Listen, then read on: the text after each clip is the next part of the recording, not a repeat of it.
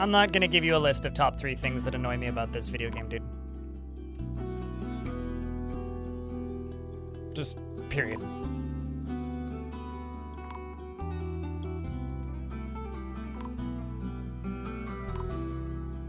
A blind hot take just dropped. It happens a couple times an hour.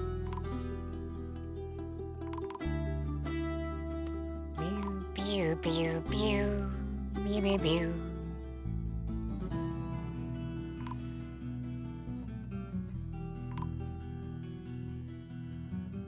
About English breakfast.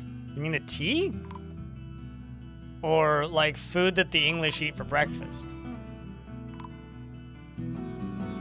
I'm not gonna answer this question. This is here's the thing. There it is. First impressions are very important with people. This is the first time I've ever seen you, and you're asking me for top 10 lists.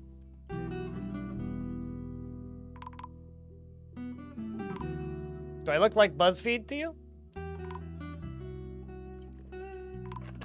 I'm sure BuzzFeed can provide you with nonsense top 10s. To your heart's content.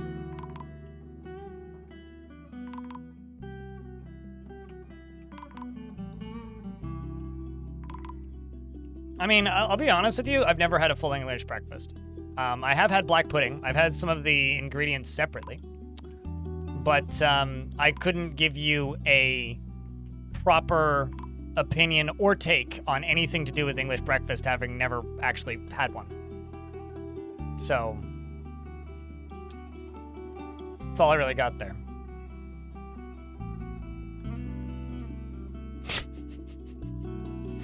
Fair enough. I stand corrected, I suppose. On the me having long hair equals I look like BuzzFeed thing.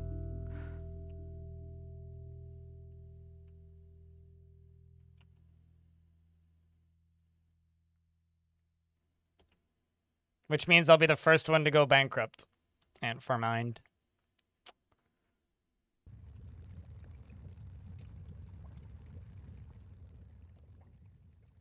Maybe not the first, but one of the first.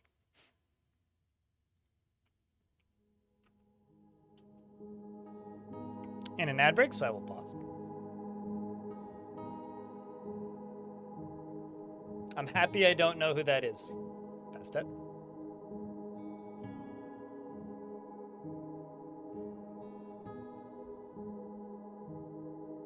There's a lot of us in BuzzFeed and it is terrifying. Yep. Why don't you play adventure mode? Why don't you watch me when I'm playing adventure mode? Because I played a week and a half of adventure mode. Now we're back on fort mode.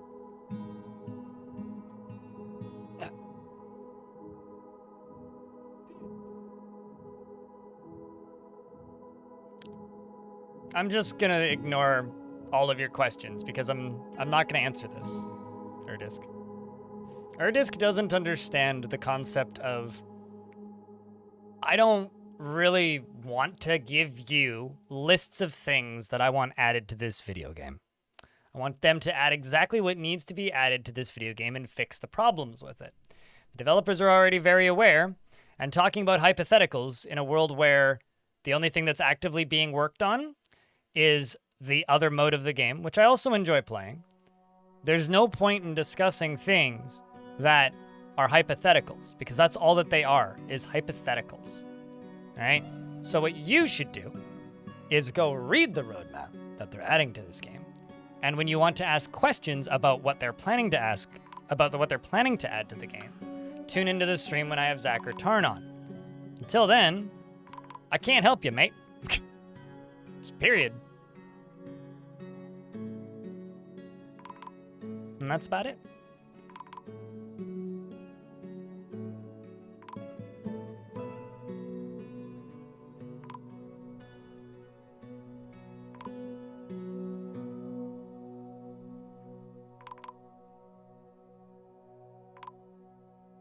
Oh yeah, no, I do. And farmed. I do.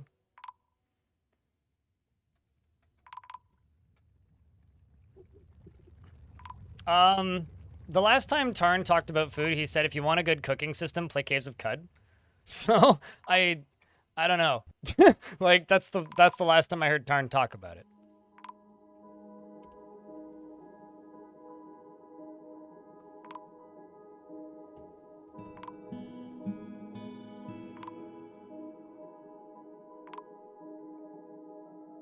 So you want a third tool that can cause uniforms to break, is what you want, Kashmir. Okay. Sounds like a great idea.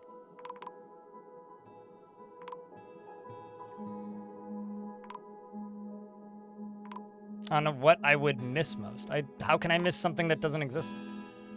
I guess for me, I don't particularly like hypotheticals because I've learned something over the years, and that's, and this is something that makes some people look at me and go, ha, you're a stupid content creator. I have some influence over the community. If I say something, very quickly what happens, unless it's like super well formatted, if it's just on a stream, if I say something, there is a portion of people that will think that it's factually happening. I don't like that very much because what it does is it spreads misinformation, right? I really don't like it when that happens. I really don't like accidentally spreading misinformation because people pester me to talk about a thing that's a hypothetical.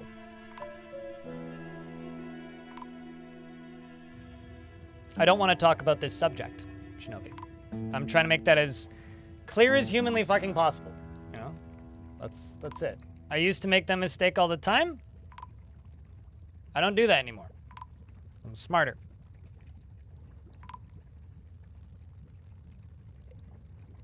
Oh god, is my clout showing? Flips? Ugh, disgusting. But no, seriously, it's like, if you want to talk about, you know, this game, cool. You talk to me about what you feel about this game, and I'll respond. But when you just say, top 5 things of this, okay, sorry, you already lost me because I don't speak in clickbait. Second, no. Because the only things that should be added to this game, aside from smoking, is exactly what the developers want to add. Period.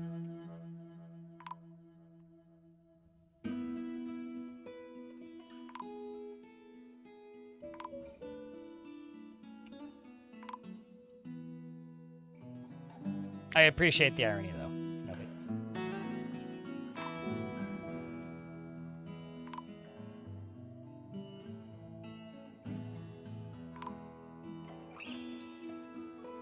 Also, what's going on in the Project Zomboid community? I don't even know.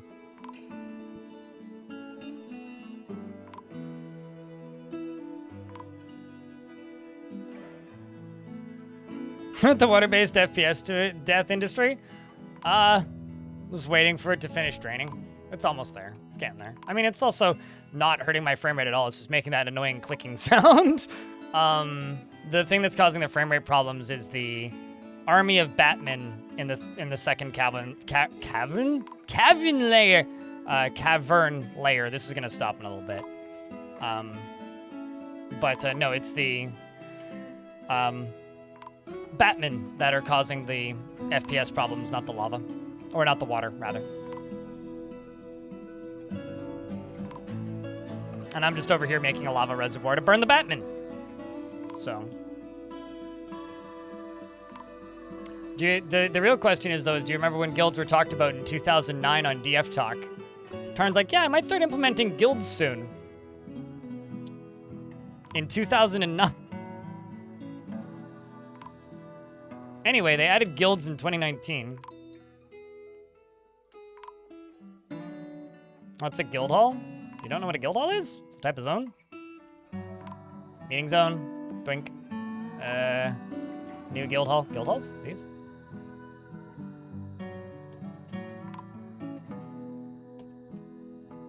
Lets you teach skills to dwarves who don't have said skills by dwarves who have said skills. Quite useful feature, actually. Just took a really long time to get implemented. Yeah, guild hall. Exactly. Not to be confused with a guild ball. That's not a thing and doesn't exist.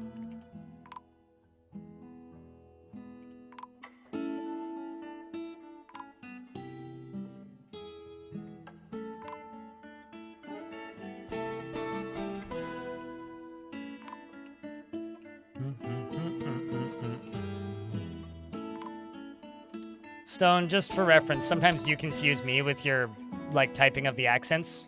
So, for whatever that's worth. If it confuses another person, I wouldn't be surprised.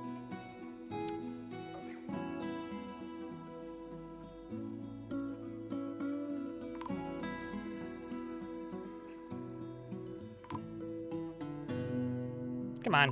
Turn around here, Dwarf. No? Okay, fine.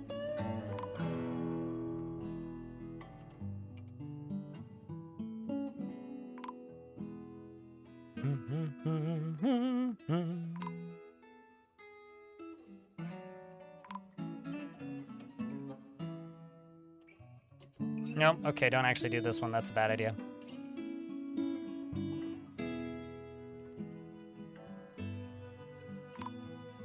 See, it's calming down.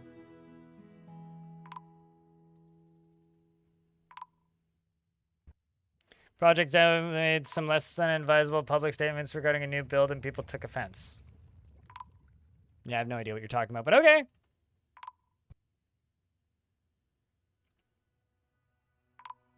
I don't know how people could take offense to, like, patch notes, basically, but... sounds bad, I guess. I'm working on that. I mean, this one's always been magma safe.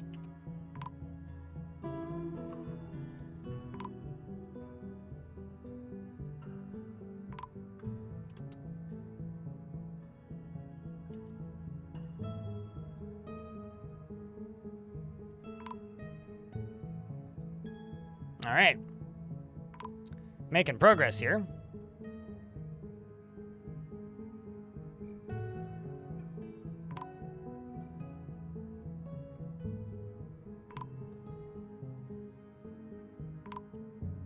Okay.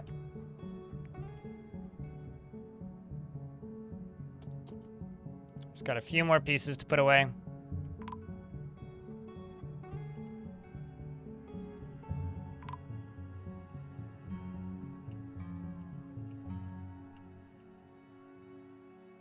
Also, I realize I'm using boulders, but that's because I don't have enough dwarves to, like, really want to just sit there and make blocks for a bit, which I could, but eh.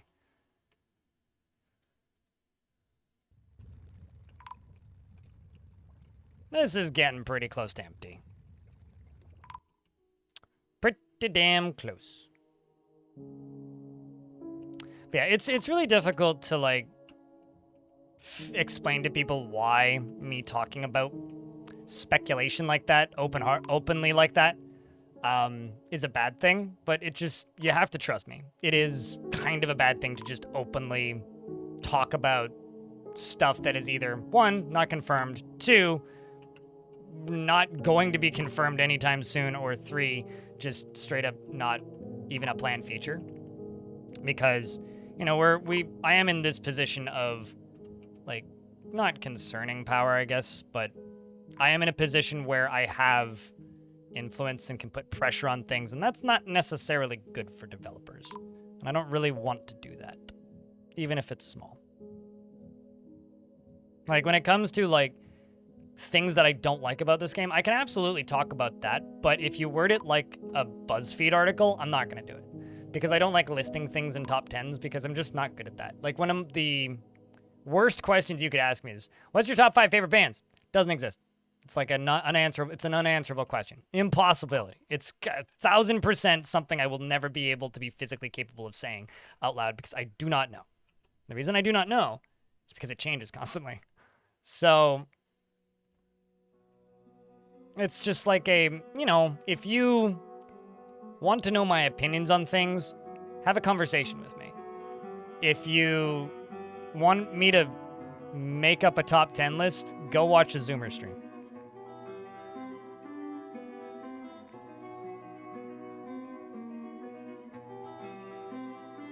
It's starting to sound like don't talk about Fight Club. I don't mind Rammstein. I don't like Rammstein that much. Zoomer DF stream? Have you seen how many VTubers are streaming DF?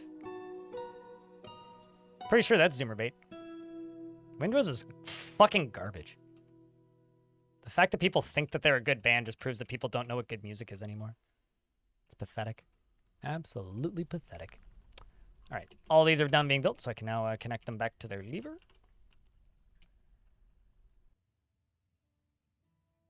Or rather, by that I mean make them a new lever.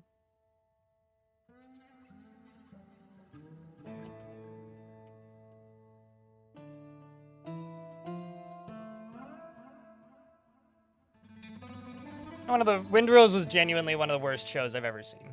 So I can't say nice things about Windrose because of that. I've seen enough bands live that...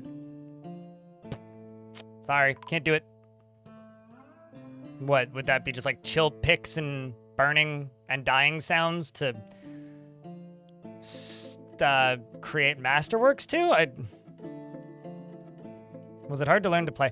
I don't know. Like, that's a difficult question to answer because I learned such a different version of this game. Like, I first installed this game in 2009. The game was, like, entirely different back then. It was also a lot simpler and a lot different mechanics. So the game that I learned versus the game that you are learning right now, if you're learning this game, is very different. But for me, not really. And the only reason I'll say not really is, for lack of a better term, I just kind of read a wiki and learn slowly, and it took me years, but I wouldn't say it was ever necessarily hard. It was just not something I did. I just kind of stopped. Played 50 hours in 4 days. Holy shit, that's a lot of time. Rock mechanisms. 20, we'll make metadolomite.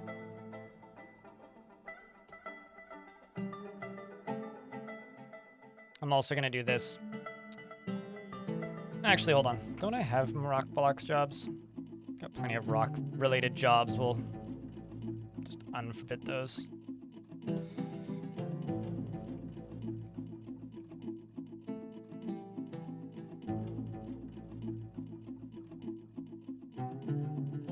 Okay, who's the pissy-offy dwarfy? This dwarf really wants to attend a meeting.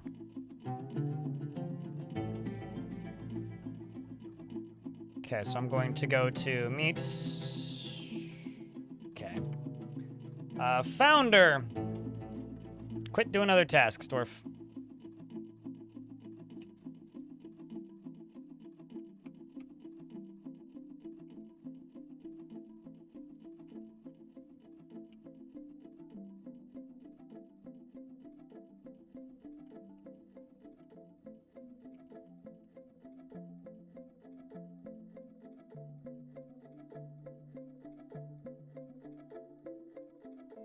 Yeah, we'll use dolomite for that.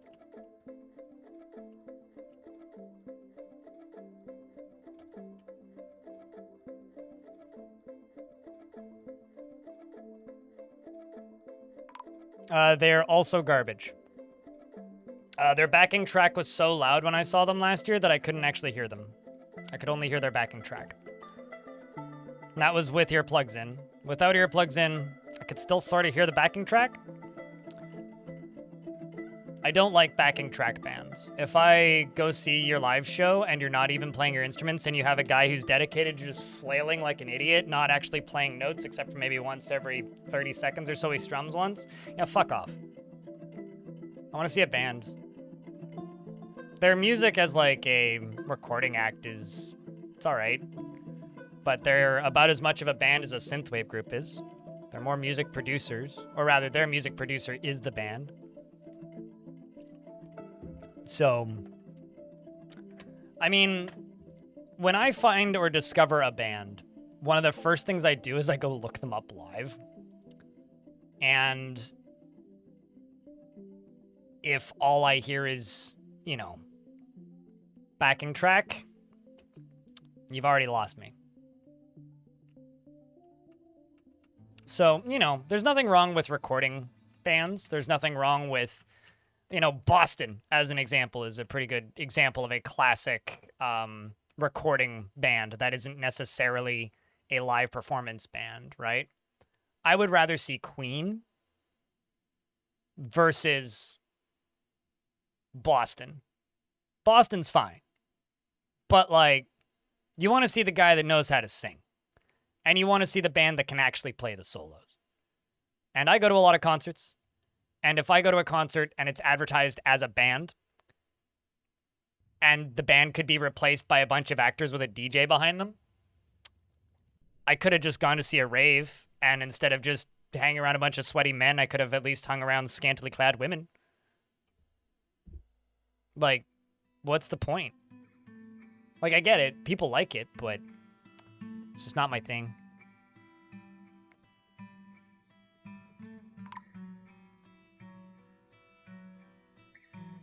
Also, yeah, I agree with Chris. Dwarf Fortress's tutorial is okay, but sometimes it screws you in kind of hysterical ways. Anyway, this is mostly dry now. Which can let us do some other dumb projects in the future.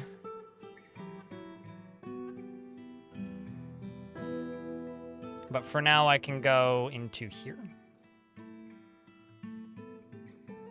Put a new minecart on that.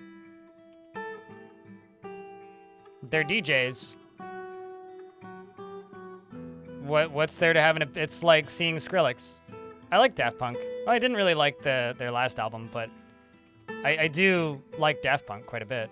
I mean, they're DJs. They're music producers. They're not a band. Like, Daft Punk never marketed themselves as a band because they're not a band. They were a duo of, like, French house DJs that produced music and then DJ'd live. That's not a band. You're music producers. It's a different kind of performance act. I don't have anything against music producers. I have lots against bands that claim to be bands, but aren't really bands. That's what I have a problem with. That's the issue that I take. It's one of these things that, like, confuses people a lot, I guess. And I don't fully understand why. I feel like it's a pretty clear distinction. I'm just a concert junkie, so I have opinions. But, like, genuinely, it doesn't really matter much what I think about a band. I just think it's hysterical how many people think that Windrose is good. And asking me what I think of, like, music producers, it's like, well, as long as you know what you're buying tickets for, it's fine, right? Like, if I know that I'm buying a ticket for a DJ, hell yeah. Yeah, no, totally. I mean, here's the thing. I've gone to dance parties. I've been to raves. I've been to, like, DJ shows. I've seen, like, fucking Deadmau5 as an example at one point in my life. But I decided very early on in my time of being of age to go to concerts that I wanted to see musical performances. And I will go see Animals as Leaders every single time they are in town until they stop touring. I will never see Beast in Black again. Okay, so that's a really weird that's almost as weird as the a couple of years ago I went to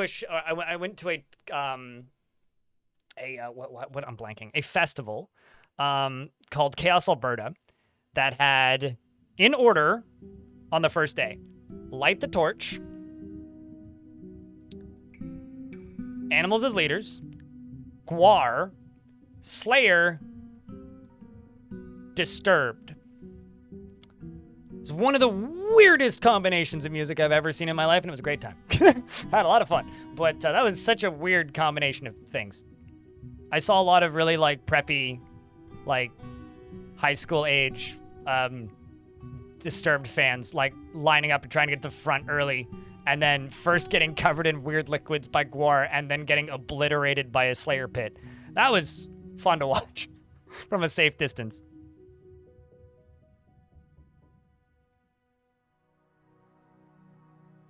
That was fun. I mean, I've seen Gwar a couple times. Gwar is a band I only needed to see once, and I've seen them a couple times now. So whenever Gwar is on, I stand back at a safe distance and enjoy the carnage, but it's more Schadenfreude than an actual show to me at this point. You see, I don't like Death Clock. I don't like... Death Clock is another, like... We talked about this earlier today, actually. I think this is the first time in a long time Death Clock's come up twice in one day. I don't like Death Clock because Death Clock is a dude. right? And sometimes he has a band. And if he doesn't have a band, I don't want to see him. Right? Like, there's never going to be a point where I want to see a guy with a backing track. Even Devin Townsend. I fucking love Devin Townsend, but at least like when he's doing solo tours, he just travels with a guitar. What a username, I Heart Strippers. Jesus, dude. I'm always impressed when people have usernames like that. 'Cause it's like, wow, Twitch lets you have that? That's incredible.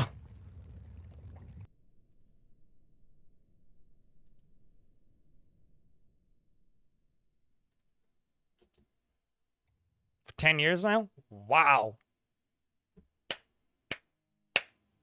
It's almost as impressive as the time I saw a guy with the name that was just Pikachu. Saw 2 local bands, OC. Oh shit, yeah. I know OCs.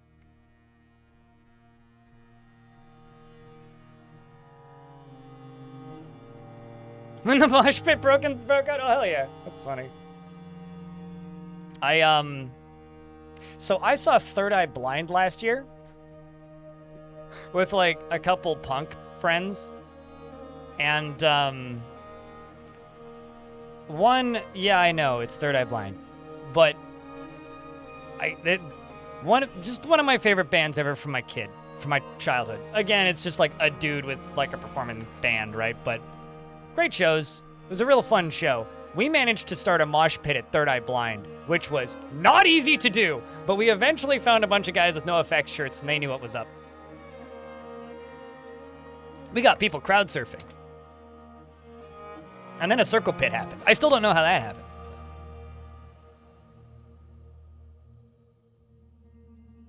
Who's pissed? It's always this guy. Wow.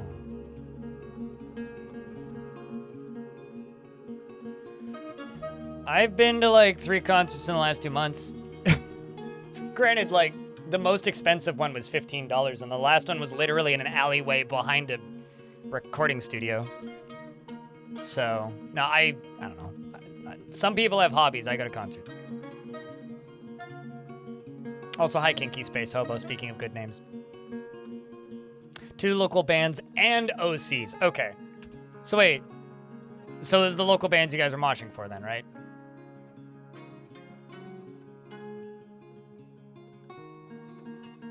The crowd killing that happened at Coachella with death grips? I mean, I don't like crowd kill. Like, nobody should die in concerts, right? Nobody should get hurt in concerts. The most hurt I ever got at a concert was Papa Roach. 2 Walls of Death back to back, followed by Last Resort kicking in, and then everybody ran to the front. And I was pretty close to the front and just got, like, I don't know, 250 people on top of me. And then got lifted up out of the pile of people, like bruised up to all hell, and then was lifted up above the crowd along with other people that were getting crowd crushed. So people started like lifting people up to try to get them out of the crush, but it didn't work.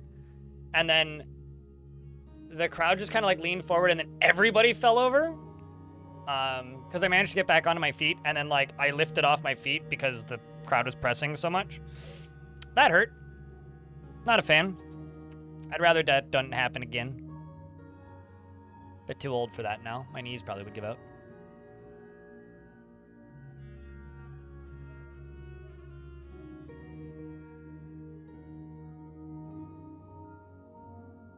Aw, it sucks that their vape got crushed, though. I don't know. I'm very much, like, don't hurt people at concerts kind of person. Like, I go to, like, I went to a black metal show this past weekend, right?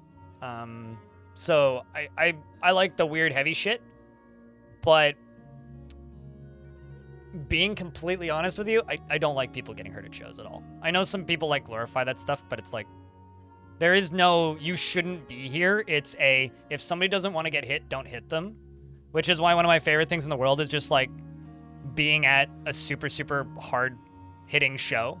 And then there's like, I don't know, just like a 5 foot tall lady in the middle of the pit. And it's just like these massive burly metalheads just like fucking rolling 20s to dodge over these small people and not kill them.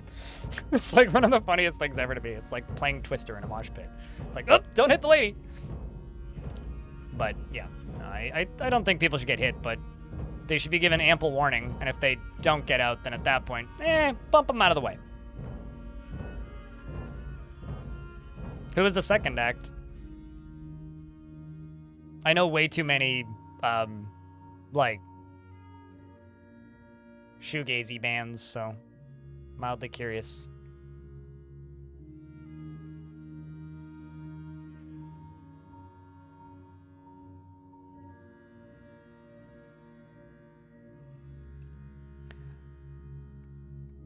It's because it does a lot of live synths during their shows.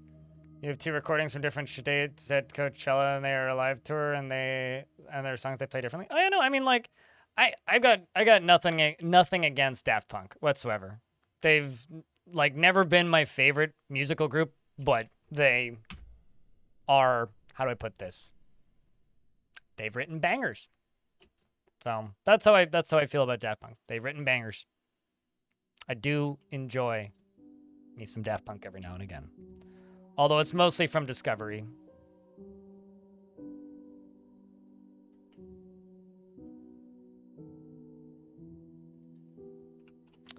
Cage the Elephant sounds like a euphemism, like a dirty reference to something. I don't know. Like, I'm gonna go cage the elephant soon. Or go see Cage the Elephant soon.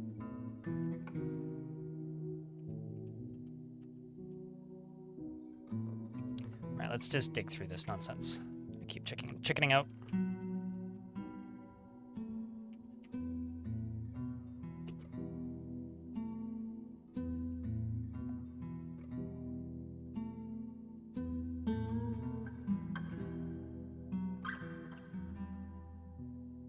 Okay, so the founder's gonna go dig through those stairs. What's up, Mind Control? What's up, dude? Kill a Kaiju. I don't know that one. Let's look him up. The last shoegaze adjacent band I saw was Deaf Heaven and Holy Fawn. I missed the opener. I was late. It was a Tuesday night, so I was streaming. That was pretty fun. Also, I'm in an ad break. We'll pause in a sec.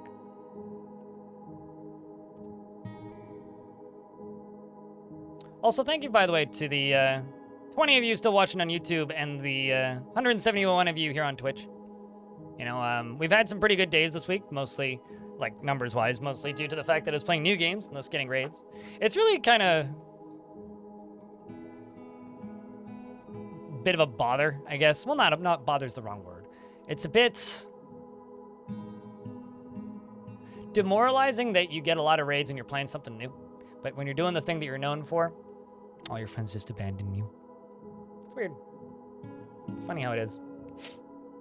But we'll be playing Norland tomorrow, so hopefully we'll get more of that tomorrow. Today's been chill, though. So thanks to everybody who's been hanging out so far. But just don't forget to check your primes, because it does get you ad-free viewing here. And also, if you haven't yet, definitely go sign up for my newsletter, which can be found by typing in !blog. Gets you a weekly roundup of everything that I did in the past week. If that sounds interesting to you, maybe check it out. I think Twitch must have got a better ad deal in December, or sorry, in July versus June. June ad revenue was like, I'd stream for 10 hours and make $8. Every single stream I've done this month so far, or at least in the last week and a half, has been like $30+ in ad revenue. It's kind of funny how wildly that stuff changes. Oh, now you need to go conduct a meeting. Okay, who else is doing this? Curve up, down. Okay, it's Robotic Cow that's gonna go do it then.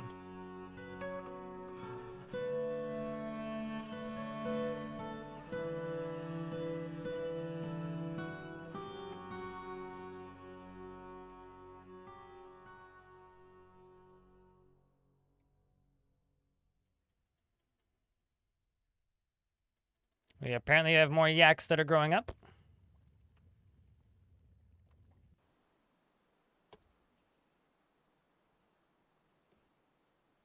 Oh, what a weird place to go to attend a meeting, sir.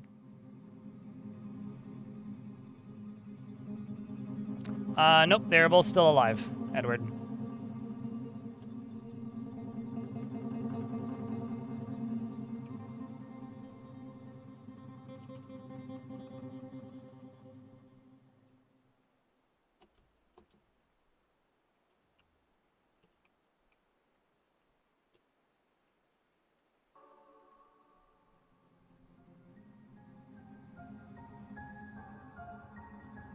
The only band with the word elephant in their name that I know of is Elephant Jim. Who's pretty great. Gotta say. Pretty great. Let's just see how deep the burrow goes.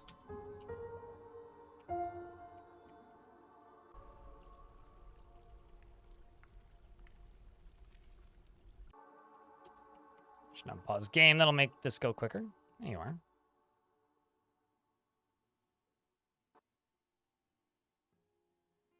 Got overwhelmed by trying to find a story that connects adventure and fort. I would recommend you wait until adventure mode is out. I mean, it's gotten a lot better. They've added a lot of the stuff back in. But, what I would say, and this is what works for me. Play fortress mode. Build a fort. Or play in a world that you've already built forts in. And then come up with a goal for your adventurer, right? Like, I'm gonna go find that necromancer that keeps attacking me. Or maybe I'm gonna go find the guy in charge of the faction that keeps attacking me. Or I'm gonna go speak my mind to that demon overlord. Or something to that effect, right? Once you've done that, then essentially use that as like sticking glue to get sidetracked. And just go do whatever the hell interests you.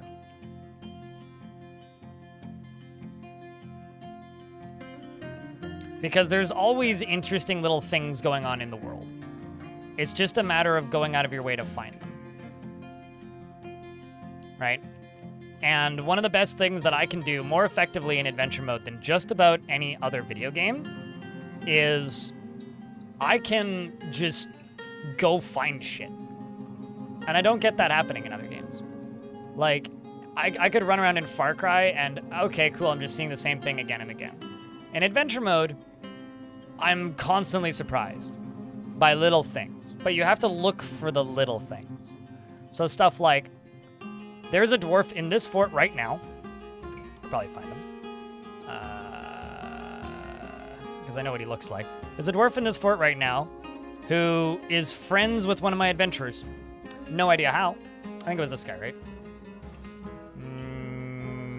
No, it wasn't this one.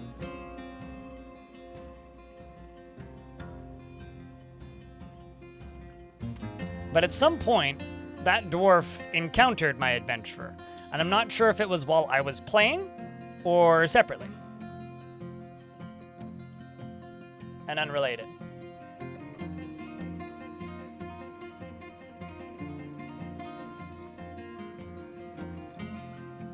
think it was maybe Moldath? Now I'm not going to be able to figure out who it was. But, stuff like that. Little thing. Actually, it might have been UGDPY. Who is no longer with us.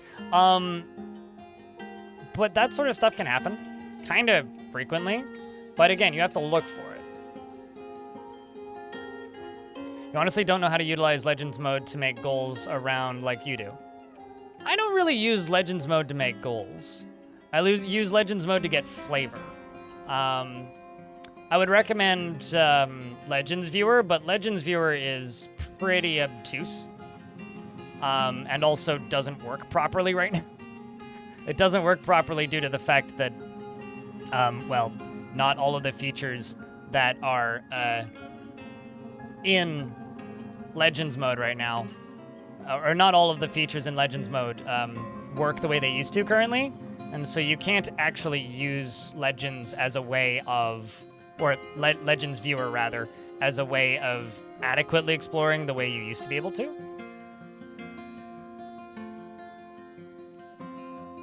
So maybe we'll get that as a way out there. But Legends Viewer traditionally was the tool to use. But unfortunately, like I said, it doesn't work anymore. I need a lever.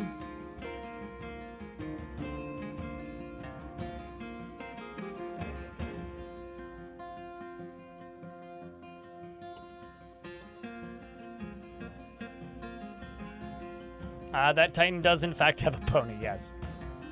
There was a pony standing next to that Titan.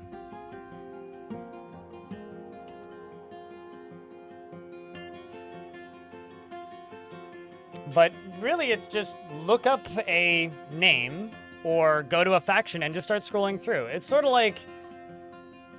I always like... This is such a fucking specific reference, but I always akin it to like... It's like reading numbers in the Bible. It's the worst part of the Bible, but there's some interesting shit in there, just from like a historical perspective. And that's what Legends is. It's just a bunch of names and dates and things that happened. So it gives you some decent flavor. I wouldn't worry yourself too much about trying to find stories from Legends mode specifically. What I would try and do is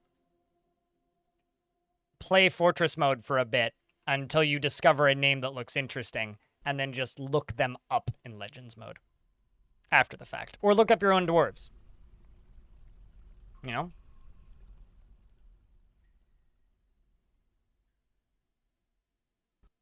Yeah, I mean, that's a good way to do it. Can you cage tame animals?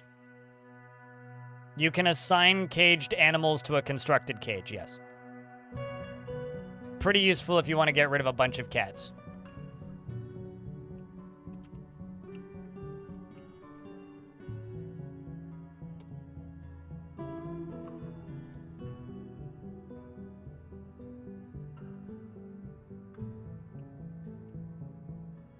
So once that's done, I can get this filling up with lava, which is a pretty big thing.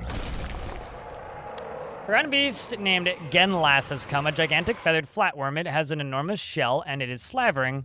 Beware its fire. Its pale chestnut feathers are patchy. Beware its fire. Once again, where is it? Okay, so this one is on the lower layer. Which means I'm actually kind of expecting this thing to, like, immediately die, but it hasn't yet.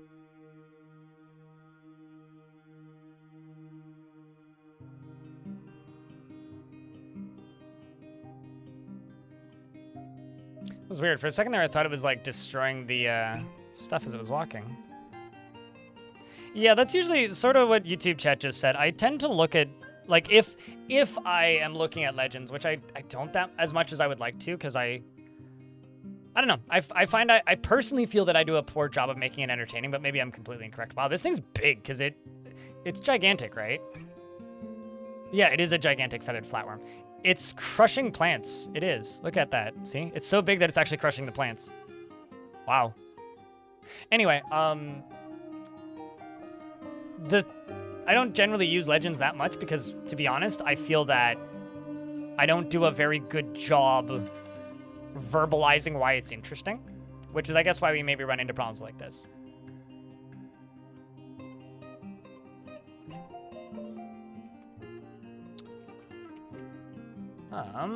Okay, so where are we?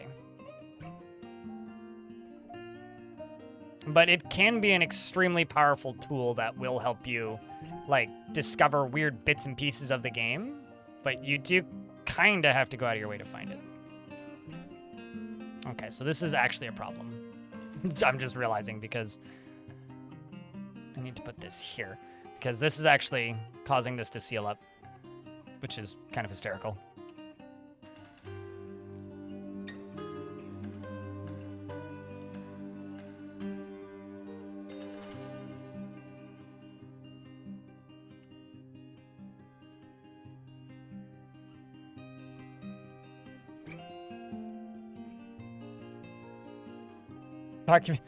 Something else that's pretty fun to do is just trying to find random Urists. I think Stone taught me that one. Just look up the name Urist and just start reading the histories of the Urists.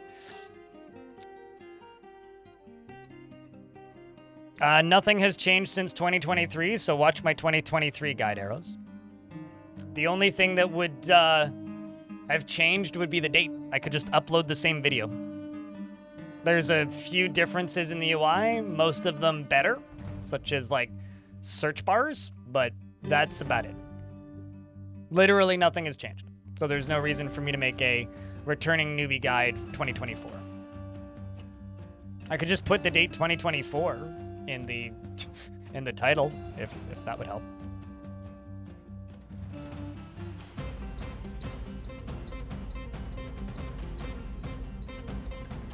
I mean, it would probably get views, but Yeah, I don't know.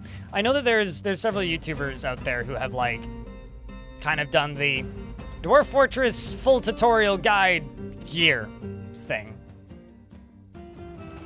But I did the quick tutorials, and I'm just gonna slowly update those as they become outdated. I mean, here's the thing. I already did that. I took every single tutorial I'd made for Fortress mode and uploaded them all in one video. It's 7 hours long.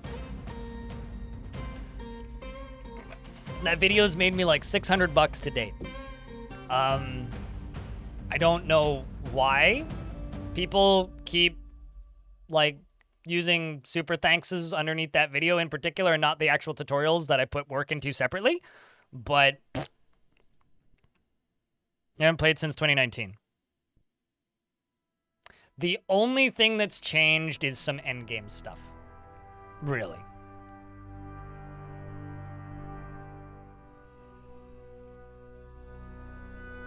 But, I mean, obviously the UI, but, like, mechanically, the only thing that's really changed...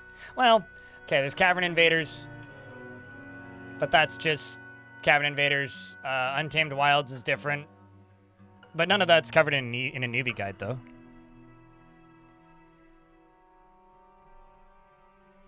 You can make war grizzly bears, though. Bruh, what? Oh.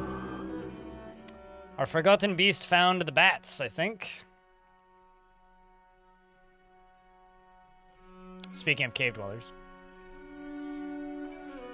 I mean, gem pockets are a bad change. Also, they're not a huge deal. That's also what I would describe as endgame and not something I would put in a tutorial.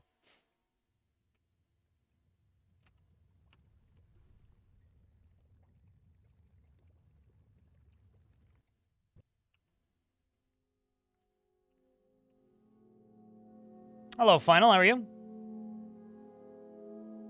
Draken Soul coming up to install that. Decent 7 hours. Yeah, I don't know. I wish people would watch the adventure mode tutorials, but just tired myself. Surviving, still alive. Getting by. That's about it.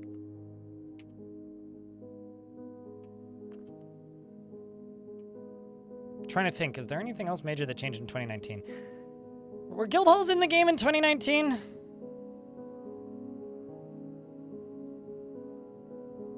No, I won't. Twipped. Okay. I couldn't remember when guild halls were added, if it was 2019 or 2021. Because that was like the last major update to Fort mode. They're added in 2020 with the villains update? Okay, you might want to watch my guide on guild halls. They're like schools.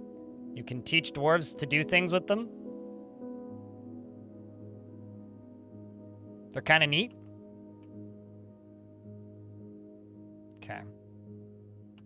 Is this connected? Yes.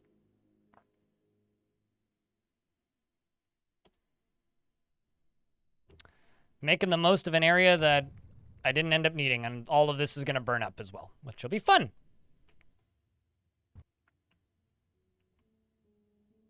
And boom. Making sure all the dwarfs is out his ears. Yes, they are.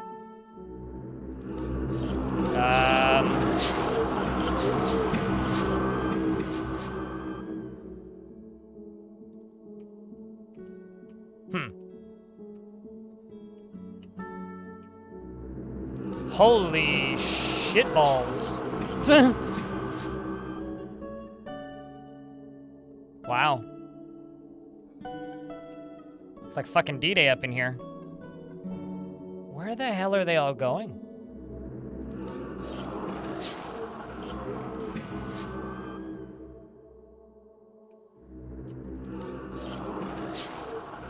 So it says that they're in conflict.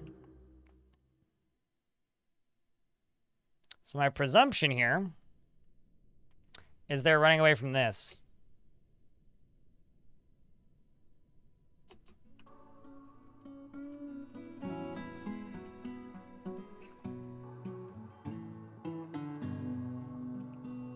Good God.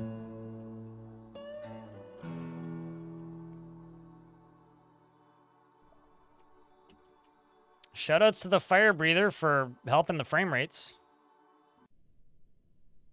Ironically.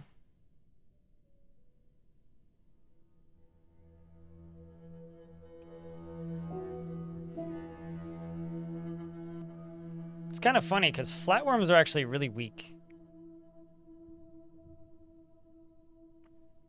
Drinks are not low. Look at my population. It's automated that they will start making drinks whenever we hit 50.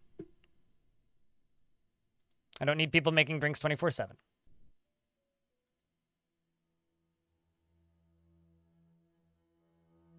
Anyway, frames. Who needs them?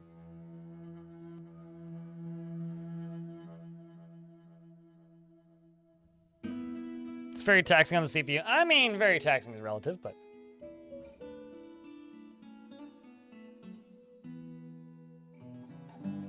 certainly, some dramatic slowdown, that's for sure. I'm actually just gonna do this. Just for the sake of watchability.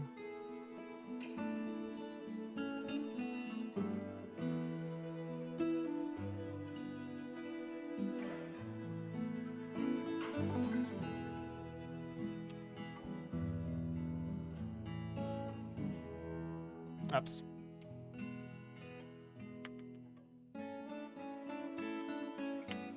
Extinguish.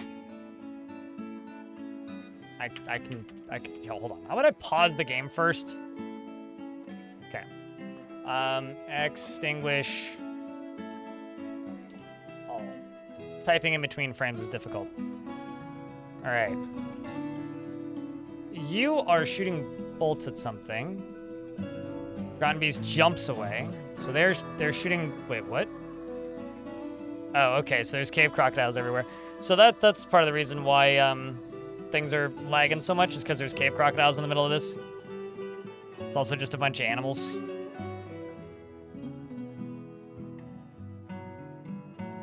Oh, here comes more fire. I saw another fireball.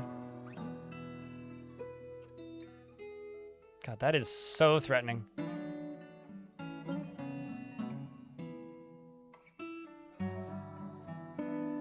Oh, I know Belushi Speedball, yeah. Yeah, I'm familiar with them. I've never seen them, but I'm familiar with the name. Just to show the list? Sure. I won't actually exterminate them, but I'll show you the list. Yeah. Yeah. Yeah. That's what happens when you settle on an 8x8 map. Oh my god, I know, right?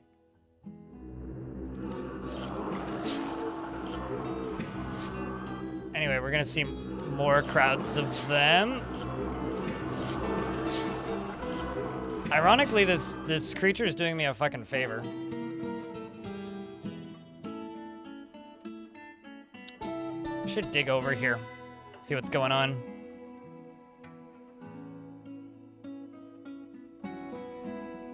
Is this in the burrow? Okay, burrow stops right there, so I'll go right here. I'm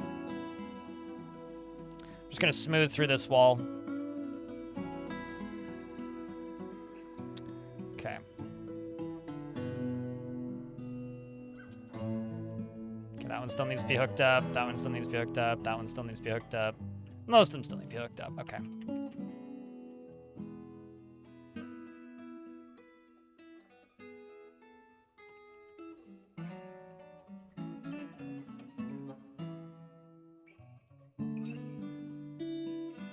There we go.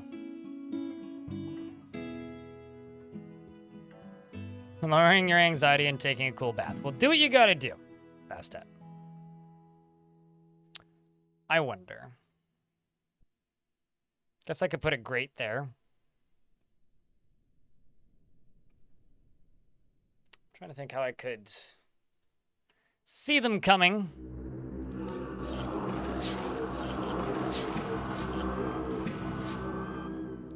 I'm so thankful for this giant noodle. Get him, Glenn. How many things have you killed? 11. Only 11. Well, only 11 it has credit for. Their tower cap blowguns are no match for this. Man, I should just dig through and try and catch this sucker.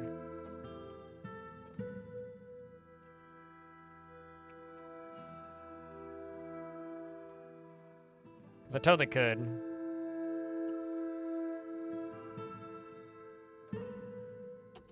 Okay, what if I did this?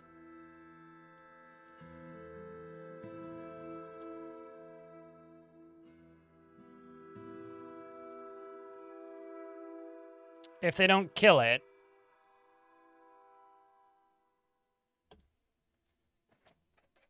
I could probably just make this sucker into a turret. Which could be a bit of fun.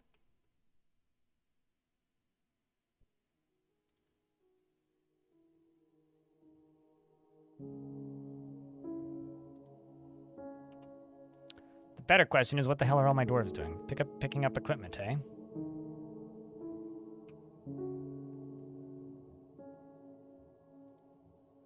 I'm getting new pants, are we? Kind of looks like it. Let's do cloth gloves. Oh, I am. Okay.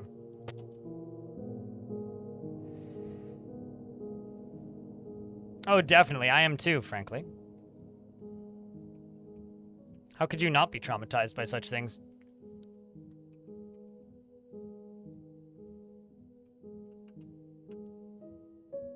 Because we're almost at the point where I can just redo my burrow.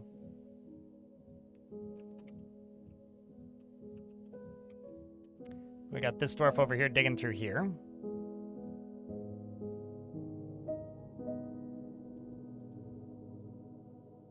Okay, so it's mostly just the zombies on the surface still fighting.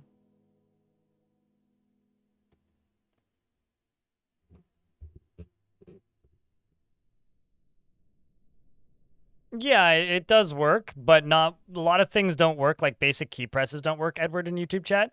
When you go to type in something and the game is running at a frame a second because DF hack runs, so you have to literally hit the key as the frame is hitting. So it doesn't matter what button you're pressing. If the game is like lagging super heavily, it's gonna be really difficult to type.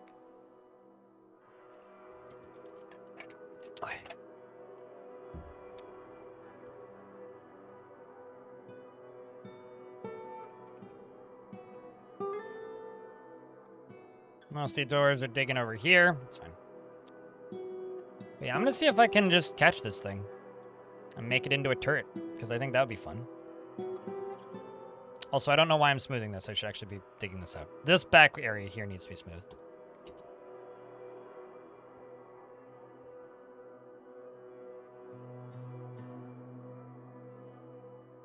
Still smoothing it, that's fine.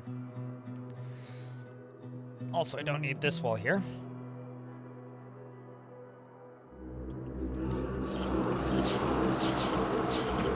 One of my favorite things now is just seeing the crowds of them coming running out here.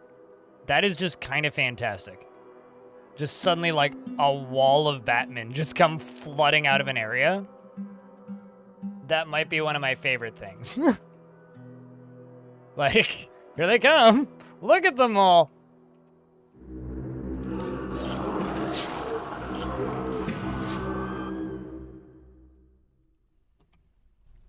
It's just kind of awesome. I don't know.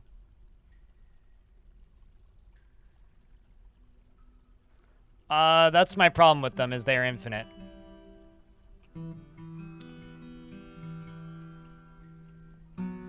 We were kind of talking about this earlier. And the fact that they break other portions of the caverns that I think are really cool. Such as creature spawn rates and whatnot. Or appearance rates, shall I say.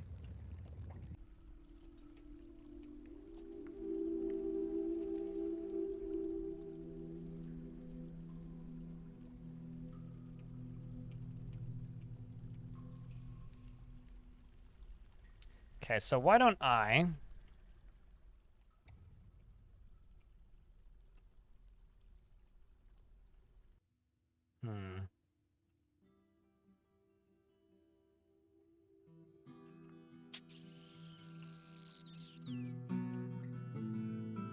Well, this thing's filling decently quick.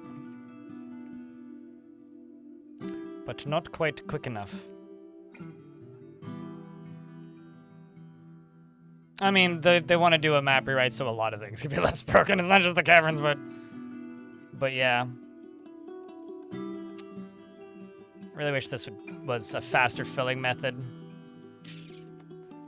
Oh well, it'll be okay once it fills once. Right, so what I'm gonna do down here is this dumps into this side, right?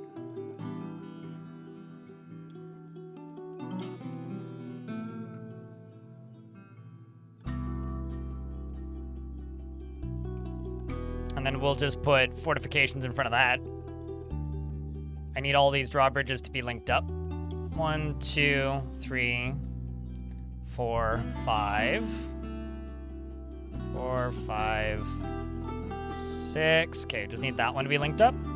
Once that one's linked up, I'm just gonna get them to pull the lever, which I think they literally just finished. Done, sweet. This right here needs a drawbridge.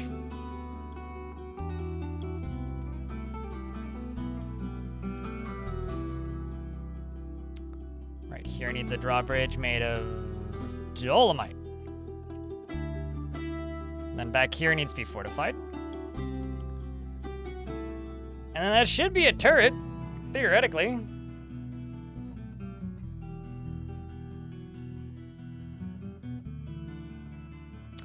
I mean, actually, Russ Ames, you like adventure mode science, right? Should ask Vuckruck anything about the zombies in this embark.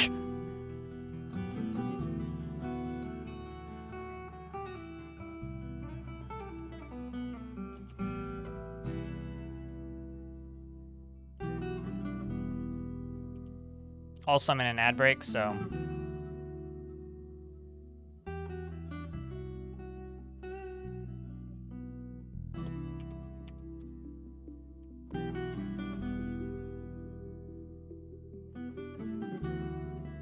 We have a good chance of figuring it out if asked. Well, it's an interesting scenario is all.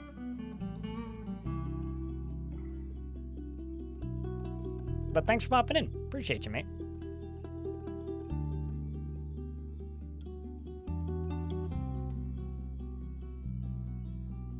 Okay, now I just need this to get connected.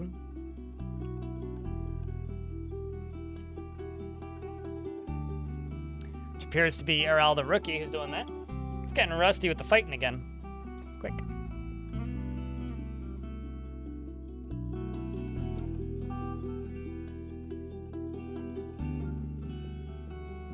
May I ask what the question in regards to adventure mode was? As I just popped in, I didn't hear previous.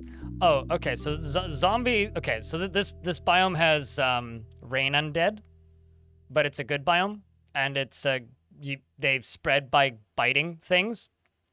So if you have an adventure mode in this world and you walk into the area where this fort is and you get rained on, you become a shambling husk, basically. Well, they're not called that, but you become a zombified husk and can just bite people to spread your zombie illness. That's all. It's just kind of this fort's just kind of neat.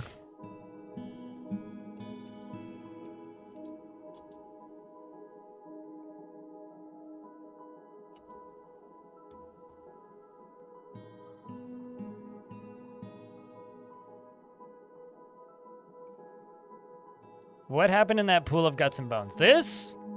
You know, a little disagreement between the dwarves and the Batmen. So, you know, nothing crazy out of the ordinary.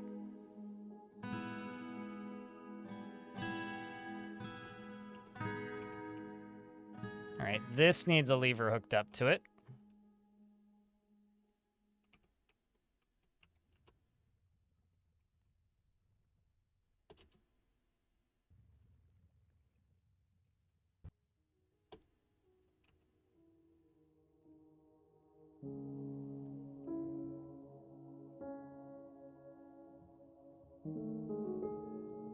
Despite being more common than you think it is. It's probably super common, they just don't ever leave their zones. It's like apparently cave dragons, population-wise, are super common, but nobody ever sees them.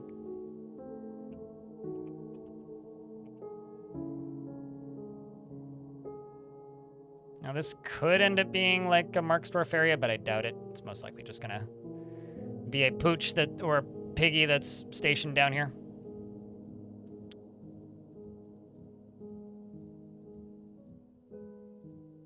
Is this area just on fire still, or nope? Okay.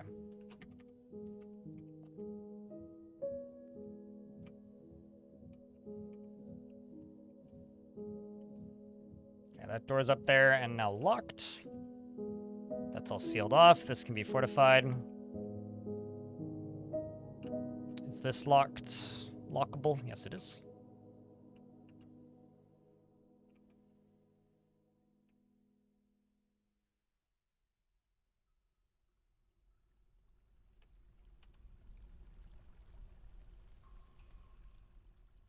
Do I have any statues?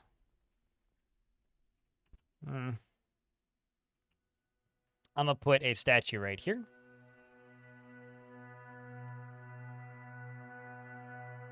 Then we get to dig through this, and then I get to redo my entire burrow, which is gonna be fun. Yeah, they still have their souls. I have a bunch of caged ones, but I don't really want to bury them because I don't want to have to, like, you know, have to memorialize all of them. Which is sort of annoying to have to do.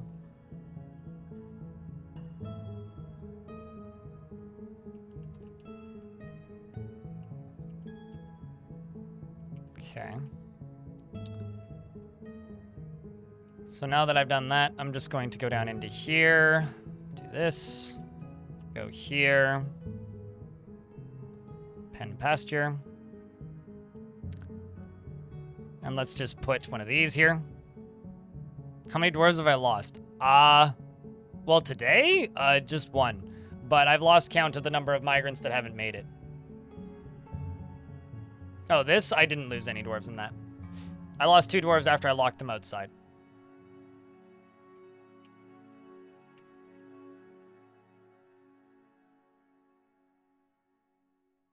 Many Batmen were killed, though. I do need to take a piss. I'll be right back.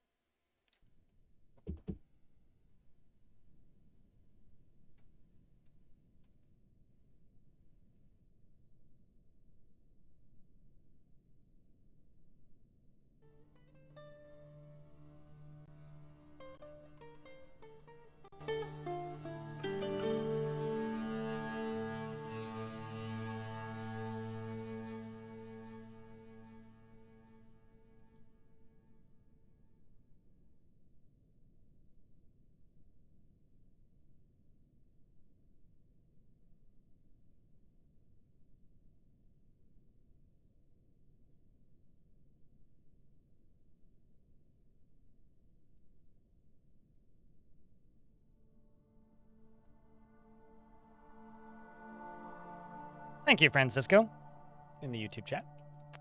Okay.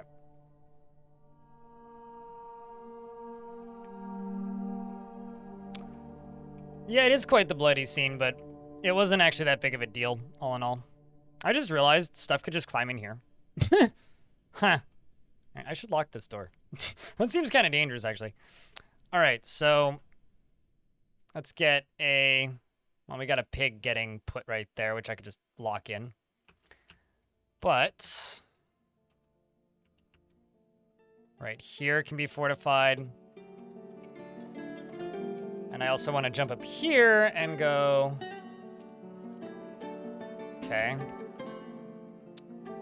3 of the Titans are still around. Oh yeah, they also say opposed to life and not like undead, which is kind of interesting. Just making sure that that Titan didn't die, or that beast didn't die. It didn't.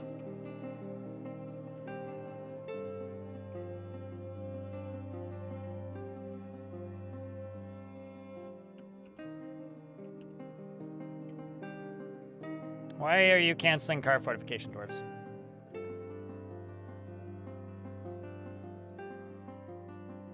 That's why, because everybody's too busy doing other unrelated things.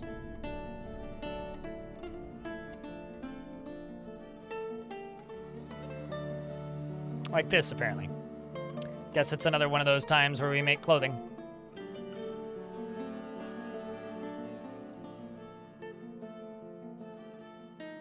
They're very ideology on life. Yeah, it's like they're possessed. It's less of a zombification, but it's definitely zombifying because, like, they lose bits of their body over time and they become abominable smoke zombies. And this one, which is, you know, one of the favorites, has been strangling. Oh, this one is strangling a lamb. Lovely. So we have two now. This one is trying to strangle a lamb and incapable of damaging it. And then there's another one that's strangling a weasel. So we've got Strangler and Strangler 2. Lamb Strangleroo.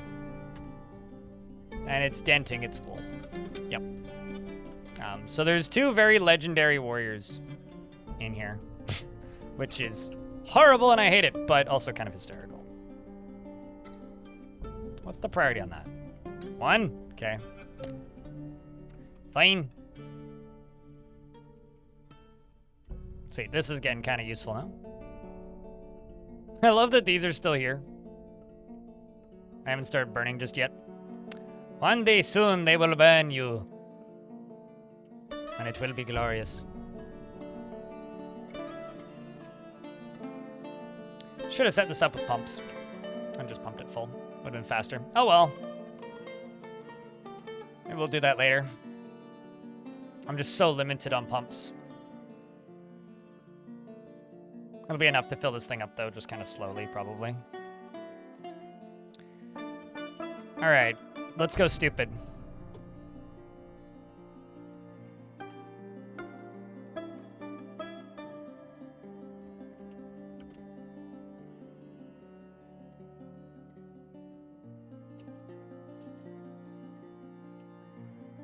Well, they're all just like, we'll go do something else, thanks. That door's locked.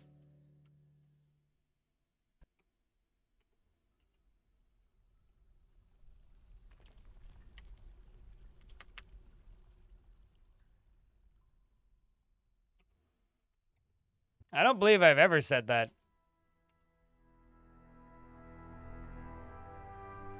But, I mean, you can, if you want. Especially when cheering on somebody with that name. My real question is, why you know, mine through thing, Dwarf? It's right there. Is it not? Ah. Okay. That makes sense. When are you not, Darius? When are you not?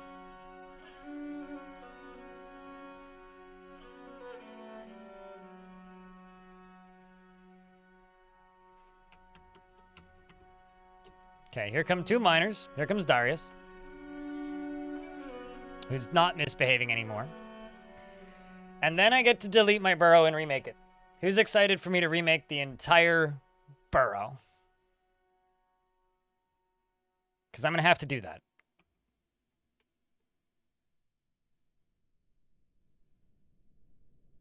Walk around. There you go. They figured it out.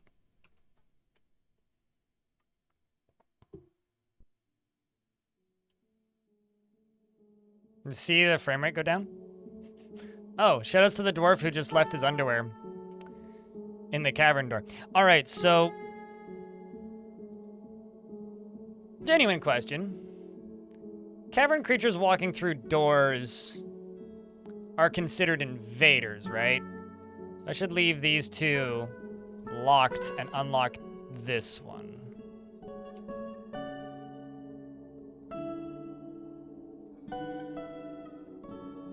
Yeah, it's fine. Oh, sorry. Got you there, Dwarf. Okay, so let's delete this burrow.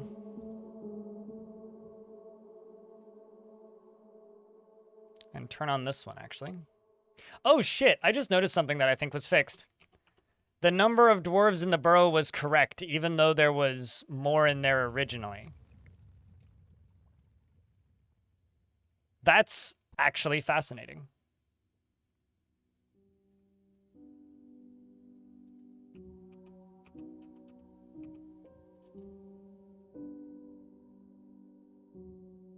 That's actually really neat. What you doing there, Dwarf? You may want to run. Or don't. All right, fine. Live your life, I suppose. There he goes.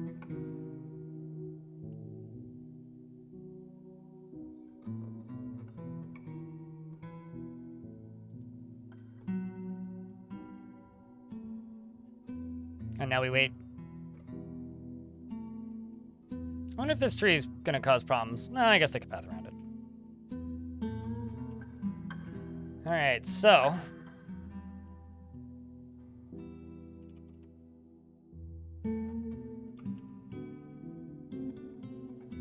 Okay, let me just do this.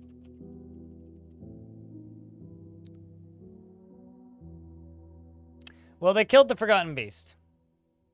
Wait, no. Yes, they did.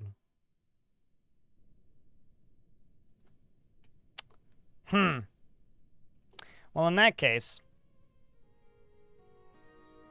I'm gonna just expand this briefly. Put a wall in here and throw one more door.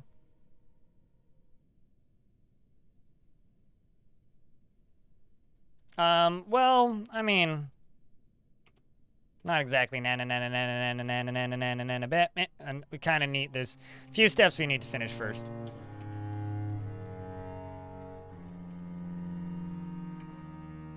This appears to be where most of them died.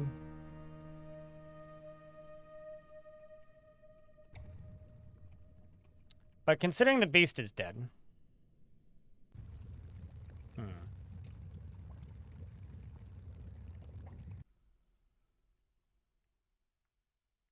I guess what I'll do is this. Add a burrow. Oh, wrong button. All right, who's ready for this fun process of me drawing the entirety of the burrow?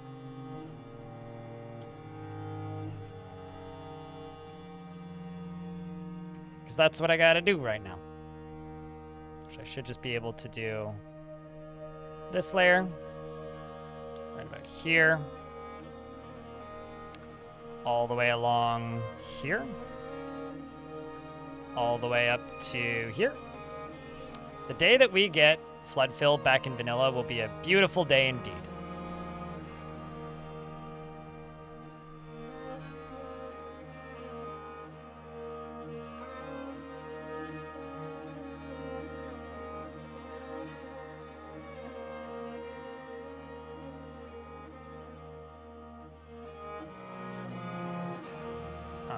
Clearing that.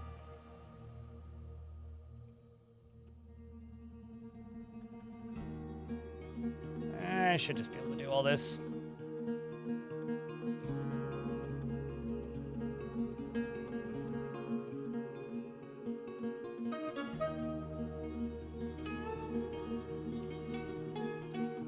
All the way up to there. Down to here. Over to there. That. All of the tombs. So basically all of this lower area here.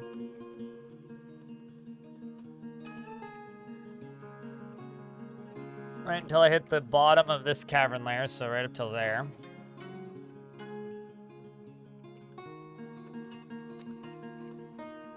Up through this cavern layer into this zone.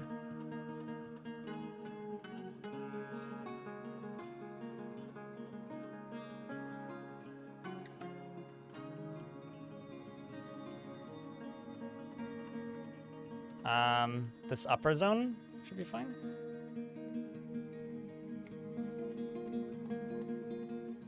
All of this should also be fine. All of that can also be fine. And this. And then basically everything above this, all the way up.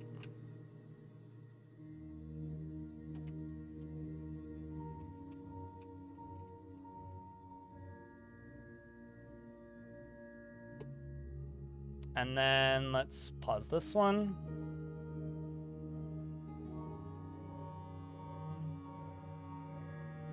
And and enable the new one.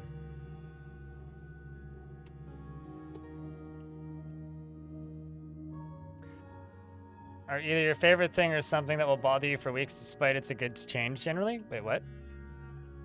What, like flood fill being added into vanilla? I wouldn't say that's that's not a change to the UI, that's just quality of life.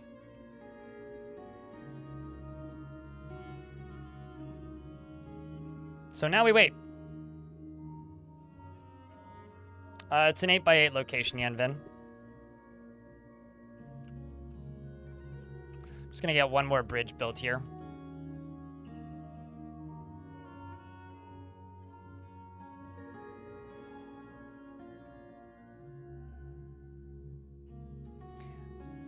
Unfortunately, I have to all of my blocks now, though.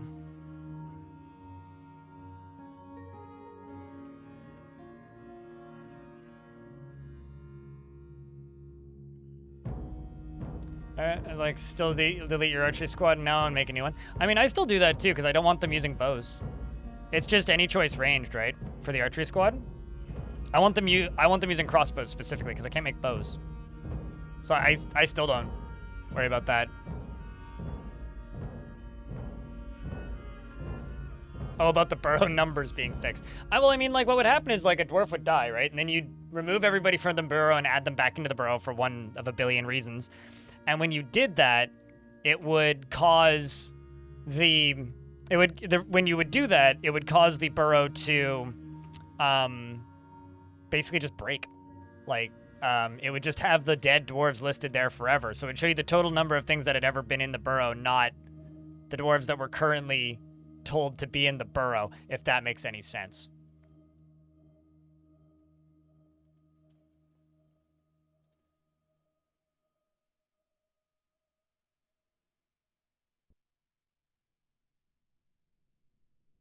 All right, let's just get this squad built. And I'll set them to no orders for right now, because they're going to be sent out in a little bit.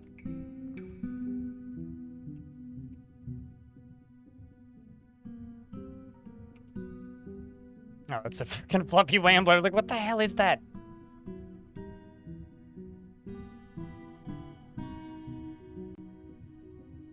No, they can use them. You just can't make them. There's a difference between them. Because, so as an example, if you have a bunch of dwarves that pick up a bow, right?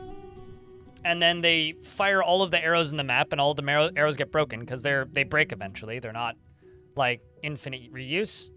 All of the wooden arrows break or whatever. You have to wait until you get sieged again before you have more ammunition. And it's harder to tell them to stop using a weapon once they're using it than it is to tell them to keep using a weapon that they like using. So it's way easier to just be like, oi, quit fucking like running around with this shit. Like I could just tell you to just use the thing I can make from the get-go so I don't have to worry about running out of parts.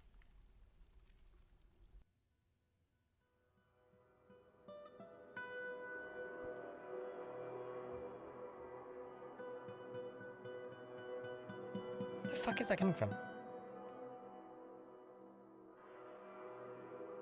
There's a mysterious buzzing noise and it's making me go insane. Is it coming from my fan? Yes, it is. I think I need to clean my fan. That or there is a bug in my fan. That is a horrific sound. Don't ever buy a Dyson fan, chat. They make bad sounds when they're old.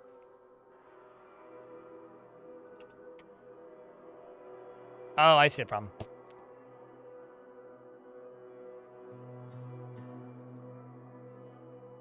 That explains that.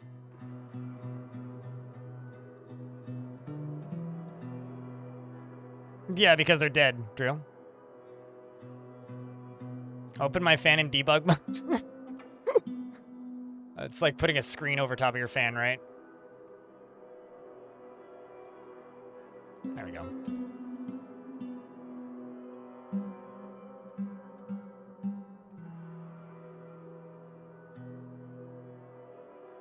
I don't like the idea of my fan having a soul, Salastars.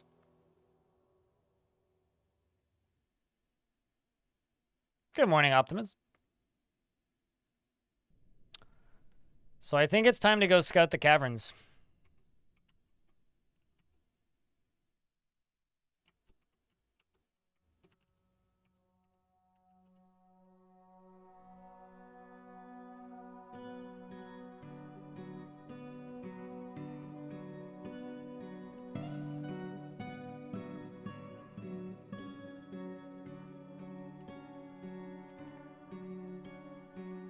I'll see you when we see it, Bastet. Take care of yourself.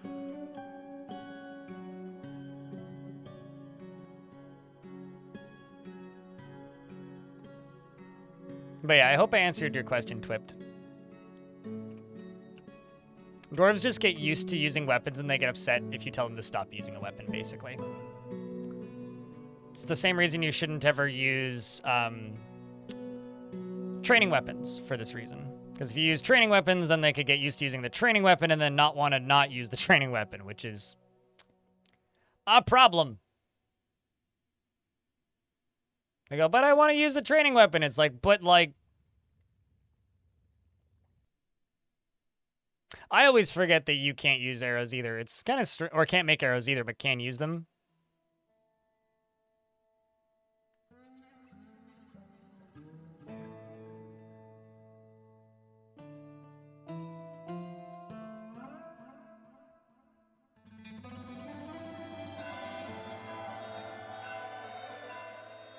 Cybrek the founder and the tavern keeper and Asteth Sweet Feet have gotten married.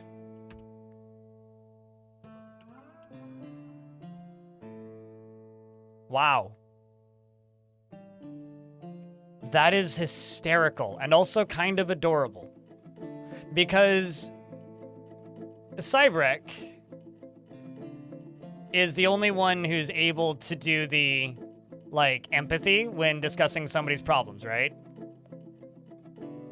She's the only one who can do that because she's the expedition leader, because we don't have enough for a mayor. And Asteth is the only one with consistent mood problems. Wow.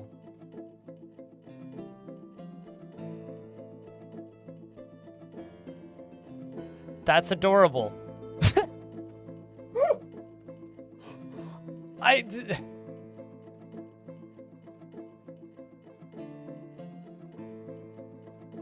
He literally married his therapist, yeah. See, he felt empathy while being yelled at by an unhappy citizen. Felt affection after getting married. And so literally this accelerated quickly. Felt empathy while being yelled at by an unhappy citizen. Moments later, felt empathy after discussing a lover's problems, and then they got married. And the reason he was so sad all the time was he couldn't be around family. See? Lonely after being away from family for too long. And because of that, he would just get into arguments all the time. He has family now. It's like, is that a marriage of, like, convenience? To just stop the guy from bitching about not having a family? Well, here you have a family! I am kind of in awe. Round of beers to that, I suppose. I just have an empty water bottle, which I should probably refill. That's why I keep peeing, because it's fucking hot out. It sounds like logic. I mean, when you're trapped underground underneath an army of, like, evil murder zombies, yeah, it is kind of smart. I'll marry you if you quit bitching at me. If I marry you, will you quit bitching at me is kind of how I read that would go. God damn. I'm amazed. Absolutely amazed. And also, he's not stressed anymore. He was almost like maximum stressed again, like because he keeps like bouncing back and forth.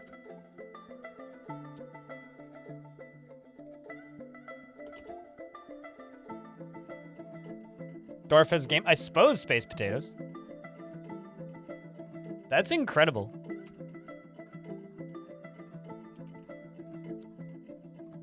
And she's now going to go do the most dangerous job in the fort. If she dies right here, this is going to be one of the saddest, darkly funny moments I've ever seen. But she probably won't. The piggy would have seen it. Right? Just needed a good light. It's amazing how many, like, men need that. Okay, let's just... No, I'm not orchestrating her death. I'm just trying to get this done quicker. Can you... Thank you.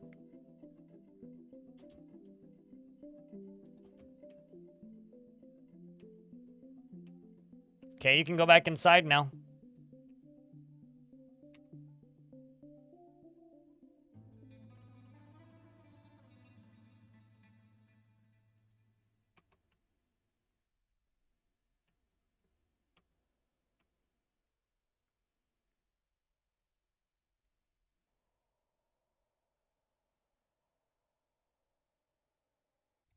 Because they both had things to do and rushed it. I mean, they just kind of got married in the guild hall. Cool, though. They are sharing bedroom now.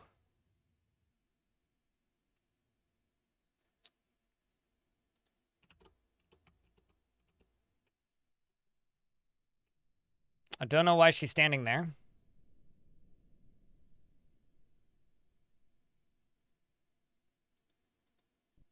Would be great if we started having more kids, though. So here's hoping they can get to that.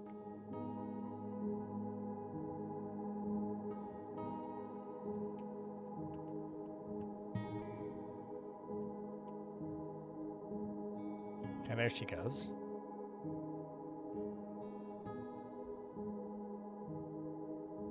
Oh, I know she's still part of the burrow. But I was waiting for her to leave that part of the burrow. That being part of a burrow isn't really a huge issue, but I can erase it.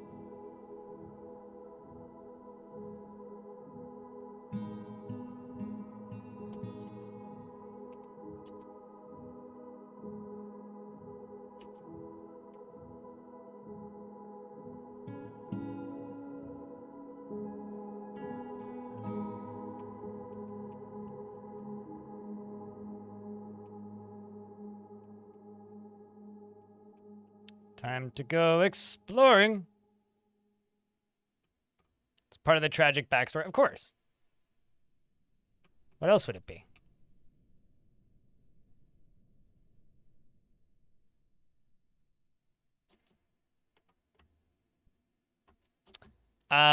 If you reframe that question to instead of murderous orphan children to disgruntled miners, or something that doesn't sound like you're gonna drop lava on their heads, yeah, absolutely. Although they may just ignore it. Also, this is another volcano, by the way. This is a big hole in the ground right here. Which means there's another forgotten beast that has access to here. It actually means that the zombies from the surface can get down here. Ain't that exciting? What are you doing out here? Guess you don't have enough gear, hey?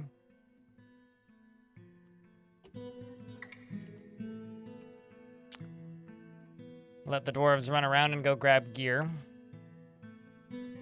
Then come back to being stationed here. Curious as to where you go.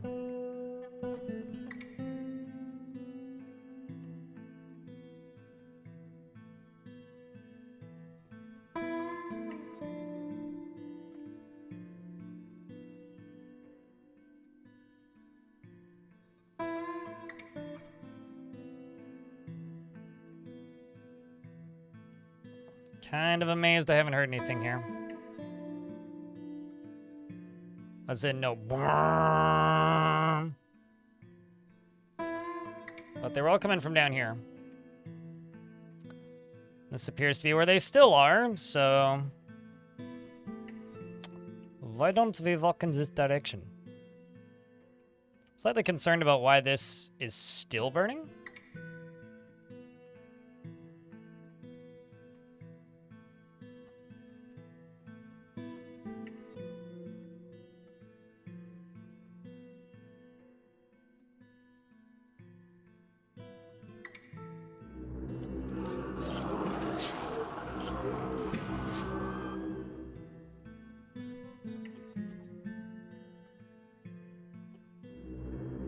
Okay.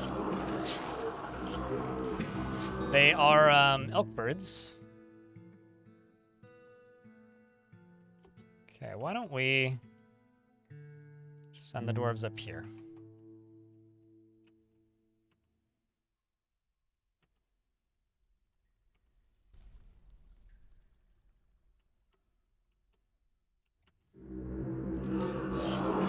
That sounds bad.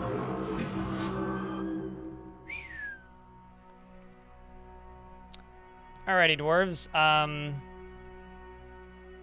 No orders. Go home. Ahem. Go home. Okay, nope, never mind. Fine. It's too late. It's Draken Soul. Oh boy.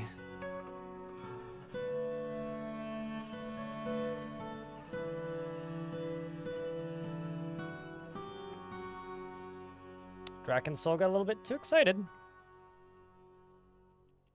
If I just... Okay, so I have a risk. I could take a risk here. I could boot Draken Soul out of the military and they might just run away. Or they're just going to charge headlong into this.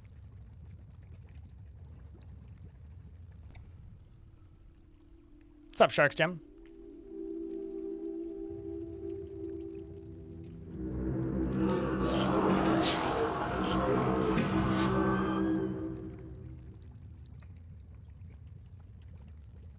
Here they go, chat.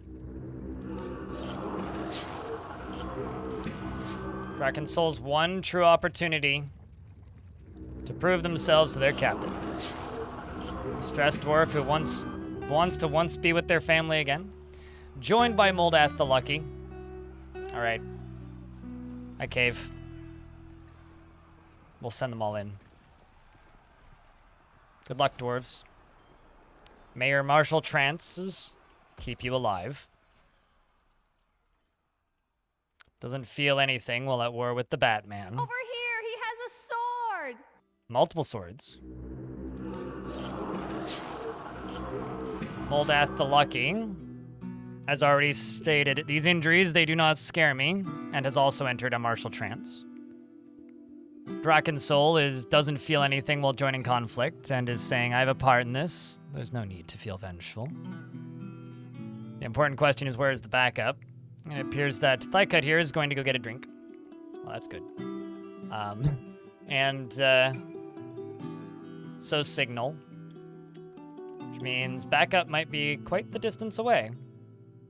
But two dwarves in a martial trance versus an army of creatures mounted on their monsters with wooden weapons. What could possibly go wrong? The fighting begins. Very quickly.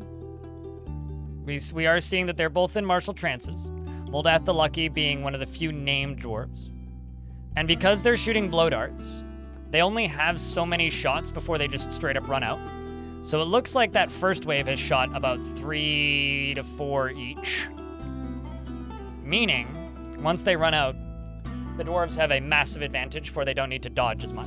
We're going to follow Draken Soul here for a handful of turns. Does appear that Draken Soul is having to dodge a whole lot and is getting tired very quickly. Moldath the Lucky is still doing just fine. If we move back a little bit, we can see that the Thightcut's still leaving. Just a Robotic Cow is coming to assist. So they will be getting some assistance. The truly terrifying thing here is the most valuable thing these dwarves have is their armor.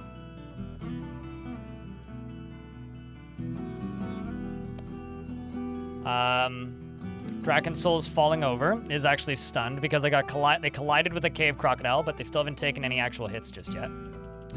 Pieces and viscera flying every single direction. Both of the dwarves are still sitting in martial trances.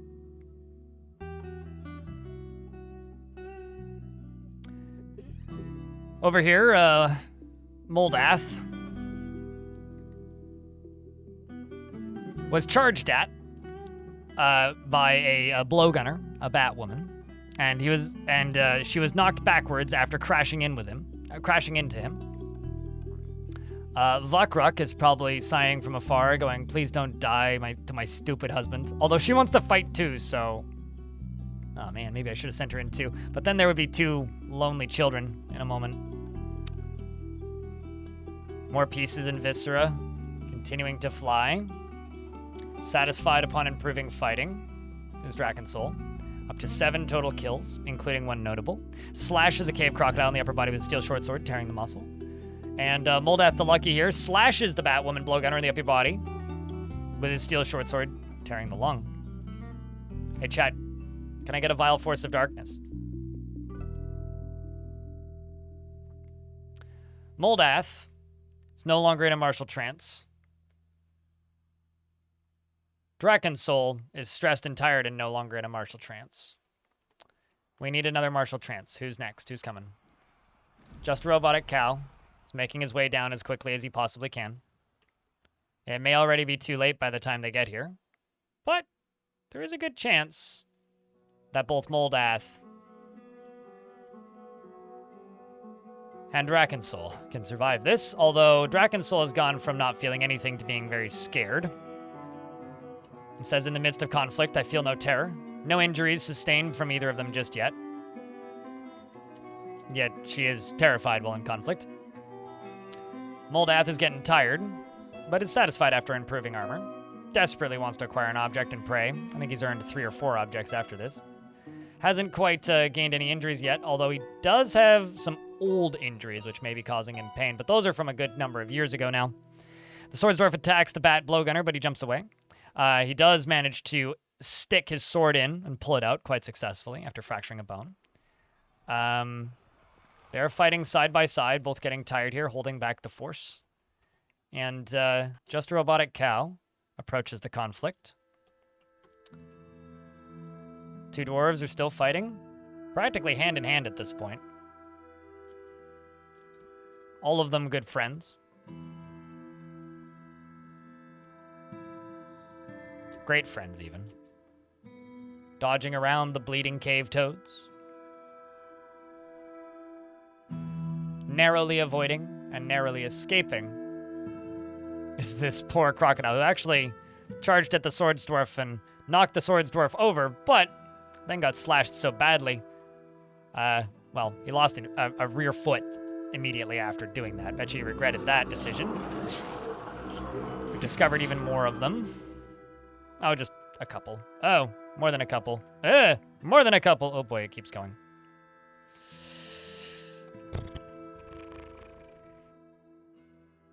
Drakensoul is overexerted. And I'm very worried for Drakensoul, because getting overexerted is how you immediately die. Drakensoul is now injured, bleeding, dead.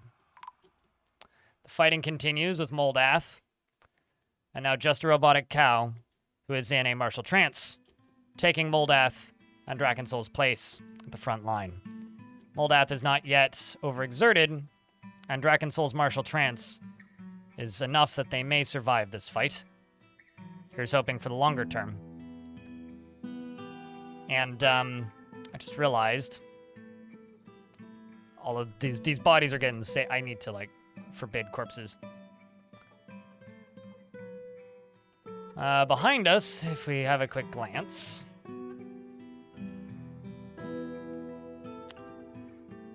these 2 are still going to go get drinks, and Salva's going to go eat.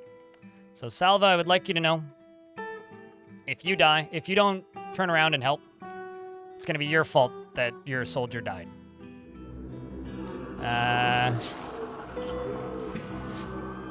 Another one of the toads flies apart, and that initial wave appears to have fallen. I'm going to attempt again to get these dwarves to retreat.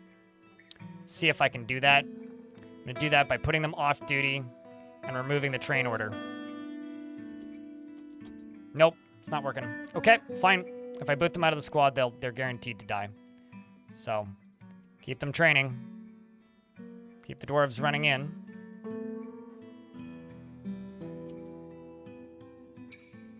Moldath is now the one that's overexerted. A glorious soldier with 26 kills.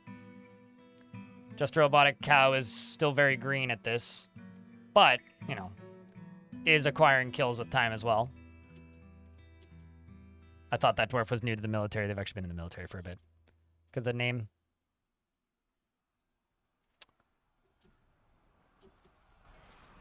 Moldath is now bleeding. While he's stabbing a cave crocodile repeatedly. Moldath the lucky is maybe not so lucky.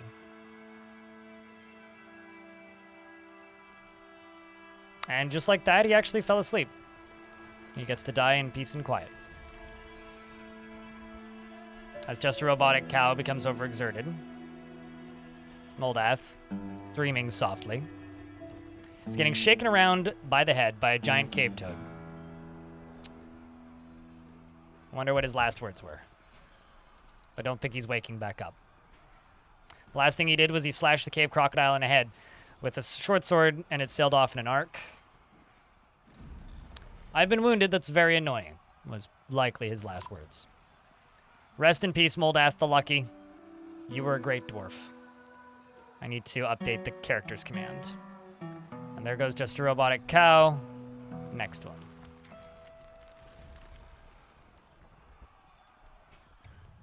Dark days these are. Dark days these are.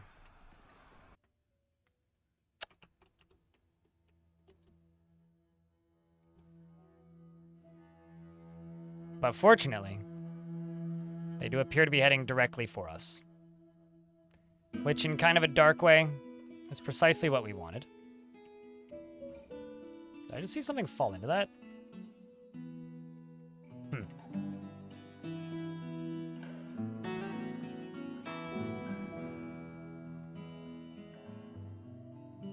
All right, you creatures.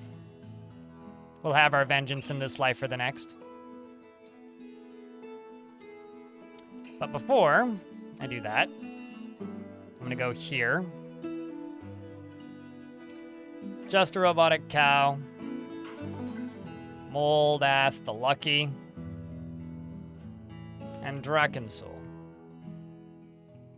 They will have places of honor in the tavern.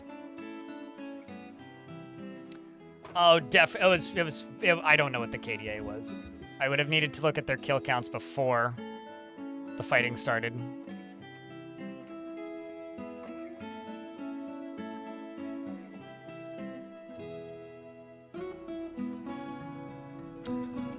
But it's okay. I'm pretty damn sure we get to have the last laugh. Because it looks like our new toys are filling up nicely.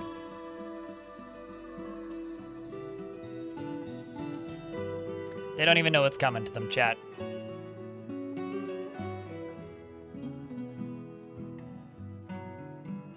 They don't even know how to use the 3 shells.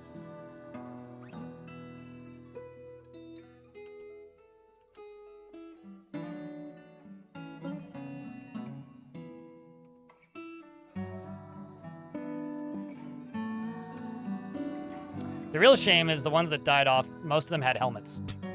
So I lost a bunch of metal gear. They have infinite numbers. Well, here's something I can check. Yeah, their numbers went up, actually. Tisk.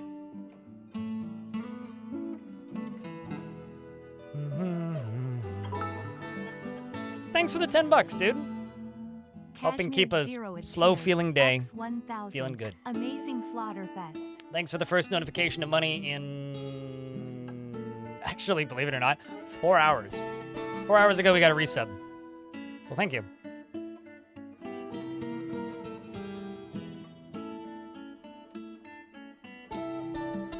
This poor pig. Probably terrified. Okay, fortunately, they're pretty split up. So I can actually send the military down here. And kill the first few. And just simply retreat before the bats get here.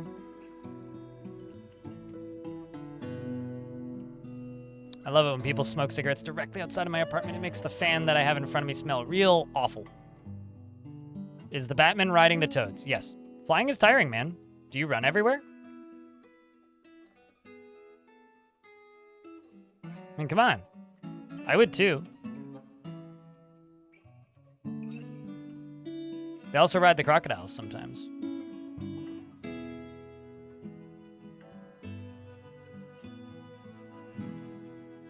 Exactly, which is why they are riding things.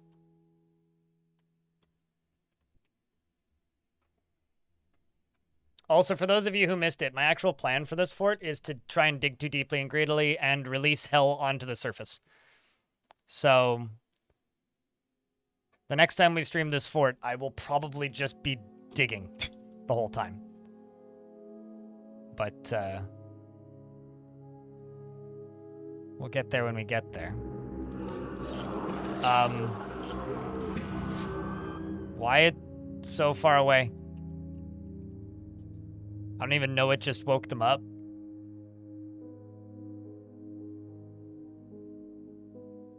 Well, that's kind of wild. Okay, so we're gonna wait for... that's it, actually. They're gonna go back to training. We're gonna let as many more of these in here as want to be let in here.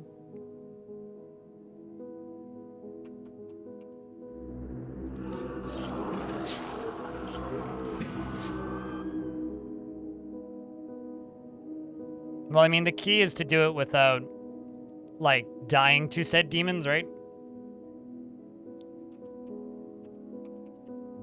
I haven't built one of these in a long time, so I'm excited. Can't wait to see what I forgot to set up correctly.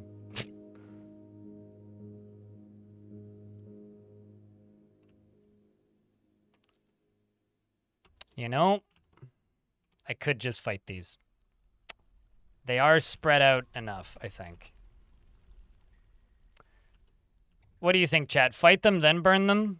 Or just fight them? What would you guys rather see?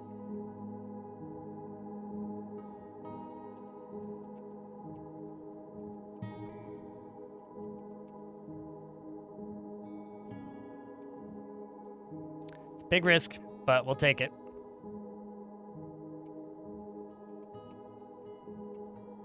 My humble squad of 4 dwarves versus all of them.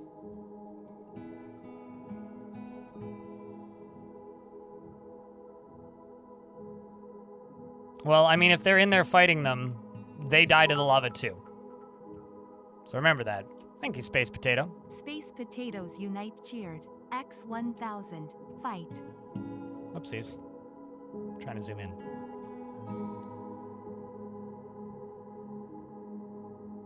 Why are you on... Okay, so Ral is dumb, or really smart, one of the two.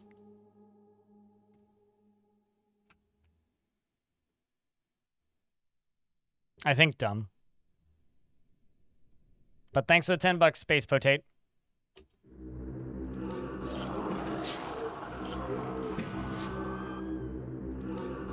This was a horrible mistake, chat room. An absolutely horrible mistake.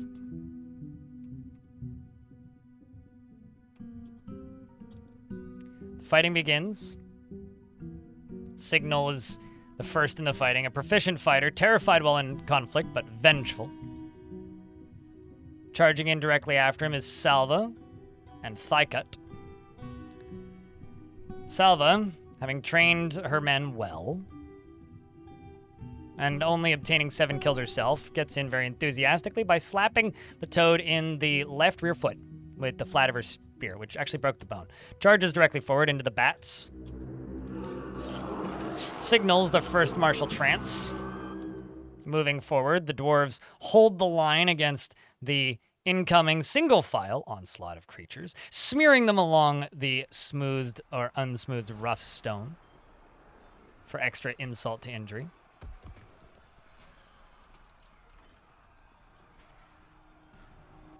And they appear to be running.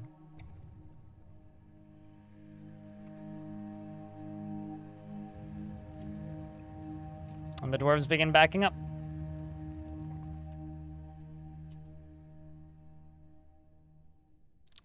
Although, admittedly, I would be too. There's more of them coming in.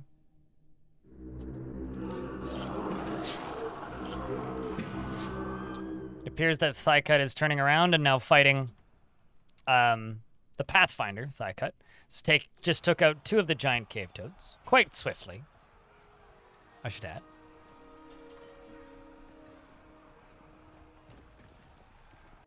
Is anyone counting, what, deaths or kills? I'm not. So, we've closed this, and I'm going to tell them to go back to training. And then, whoopsies, I'm gonna close this. And then I can simply show you the trap that we have cooking for them. Now that that's done,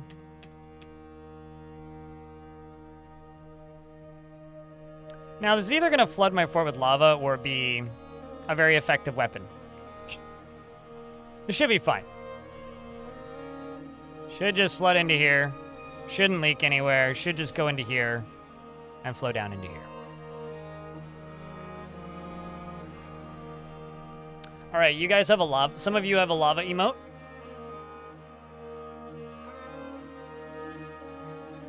I would lava to see it right now.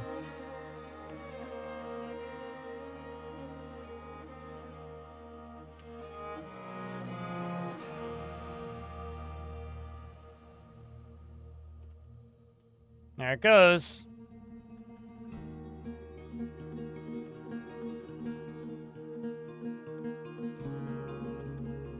I should put another drawbridge down here, but... So there's actually stuff here right now that I can't see because it's stealthed. So stuff's gonna catch fire that we can't see. And stuff's gonna start burning that we can't see. In fact, I'm pretty sure... Nope, that's stuff that's already dead. Yeah, see, there's something. Cave crocodile right there just burst into flames that was still alive. That we didn't even get to see.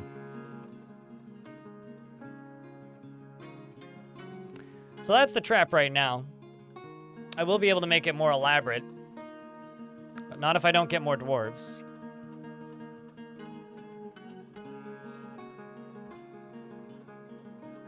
But it's pretty good currently. I think that these dwarves should organize a feast, however.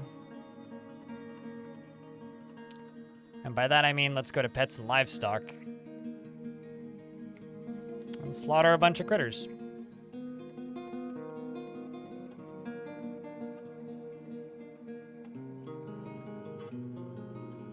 And there's still just a bunch of them out here. So what I can do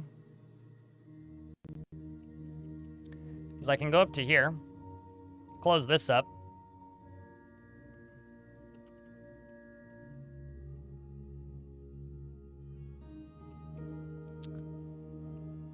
open these drains up, and then periodically open the door back up.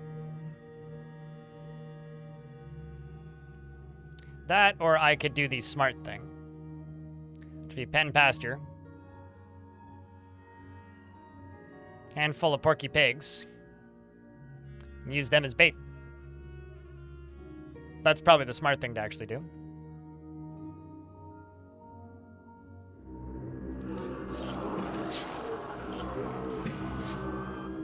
Speaking of, my pig just noticed them. Even more. Yeah, we should definitely stop this and let it drain.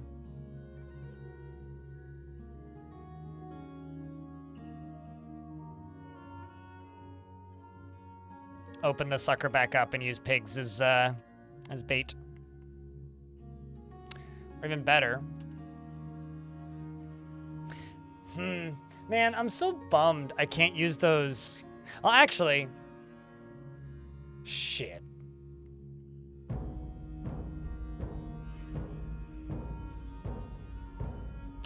How about I do this?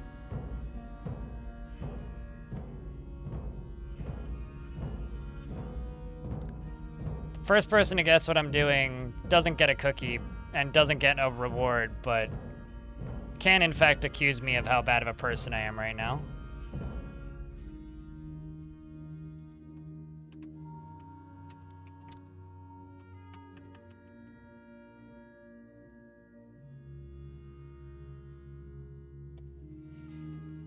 I'm gonna use zombified dwarves as bait. And then burn them all when it's done. That's what I'm gonna do. Also, the discharge might also catch some of them. That could be exciting. I didn't even think about that.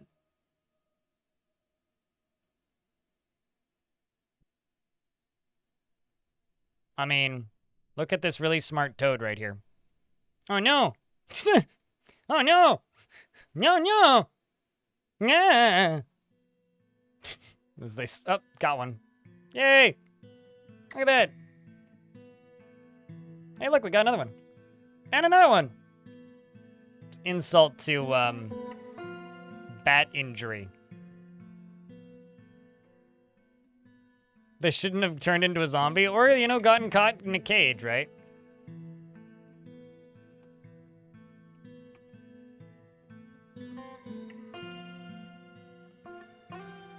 Well, that's kind of hysterical. Also, this area should be safe. You see that? That's actually straight up just bodies exploding. Just look at this in ASCII for a sec. I know some of you are allergic to ASCII, but this stuff looks so cool.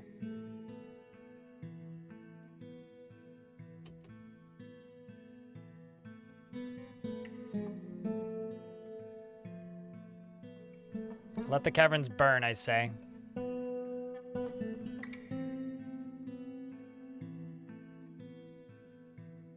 And runs away, pretty much.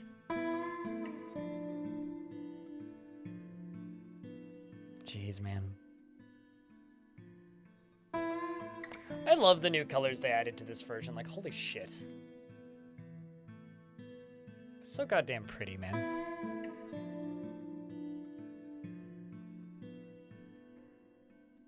Like, genuinely, it's so fucking pretty.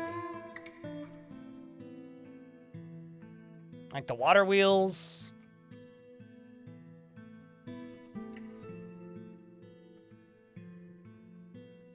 So good.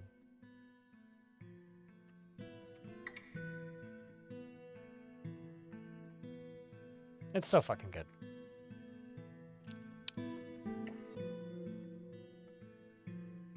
What's even better is the pair of underwear that's sitting in the door. Like, the exit door back there literally just has a pair of underwear in it. It's like the most Dwarf Fortress thing about this whole thing is just that.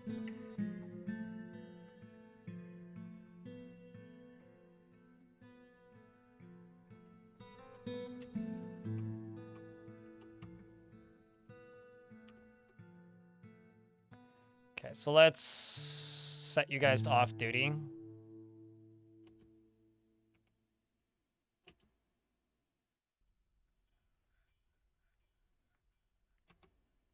Also, I need to go into the command because Moldath the Lucky died. So under characters, I have to go in here and write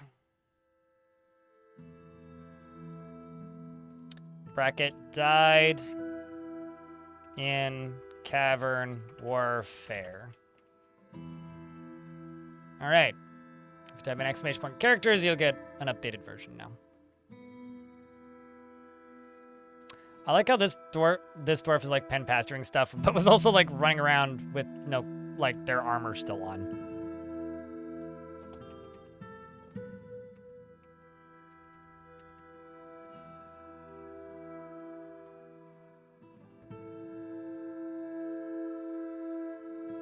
And then for the memorials,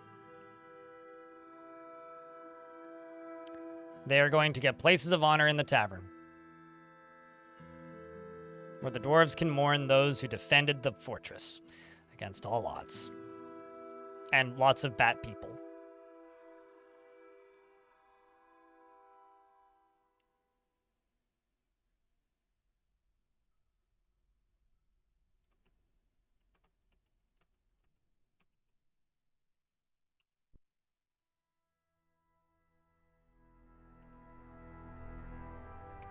So now I'm just trying to figure out how I can do this Safely still. Like, how do I do this safely? You know, the whole zombies thing.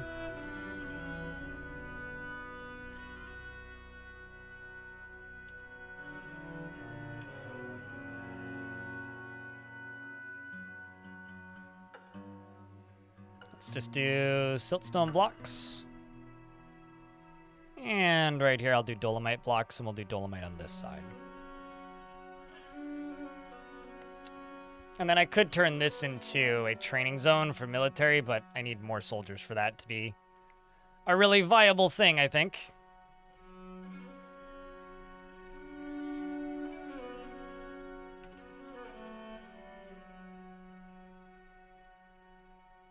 Okay, I've got too many jobs now. So I'm going to go here. Just erase all of this.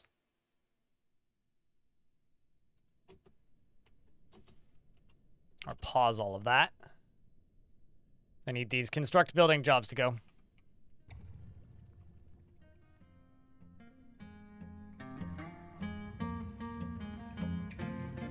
Nope, no caravans and no migrants. That's why this is such a valuable collection of dwarves I have. I mean, I could cheat to have caravans and migrants, but where's the fun in that?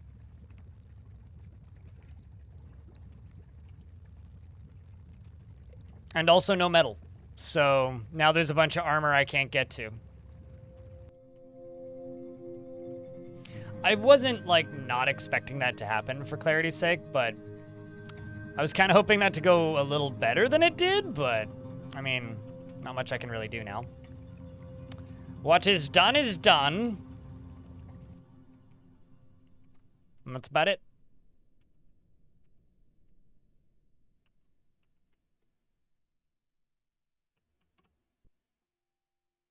Shoutouts to this giant olm.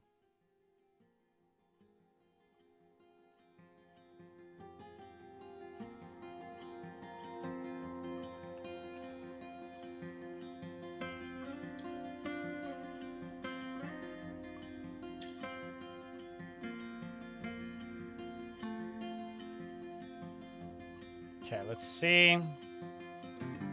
Got some more dwarves down here.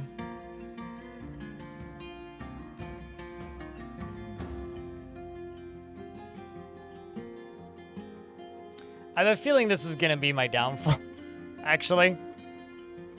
Not that I'm not okay with it. Totally fine with it being my downfall. Just stating, there is a non-zero chance that me using these zombies as a defensive mechanism could kill the fort.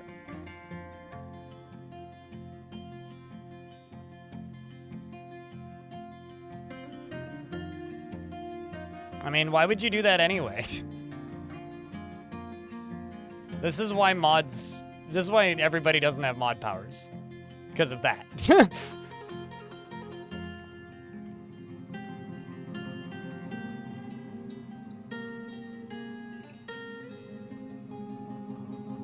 Also, chat room, can I get a round of beers? Because it was just requested by Irish Stupid.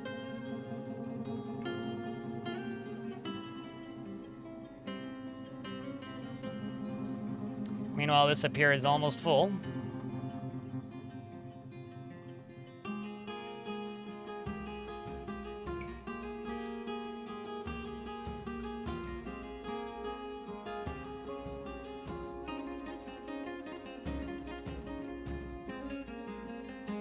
Also, I wonder.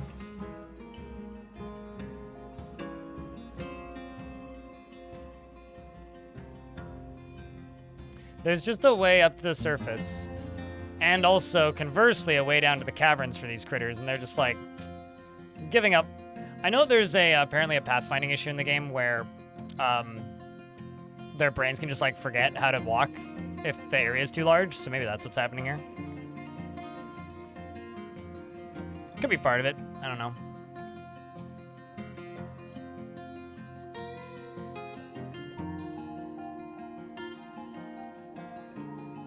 Let's just dig all the way over to here and then do this.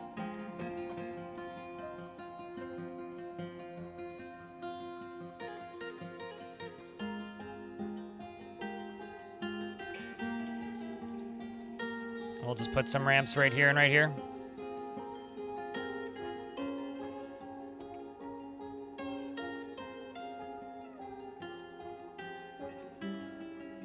This will speed up movement quite a bit. Allow us to move back and forth a lot quicker. I beg your fucking pardon. Oh, quite far away. So the reason these zombies are so dangerous, for anybody who doesn't know, is if they bite you, you become one of them, which means you can't die from any means except for bludgeoning.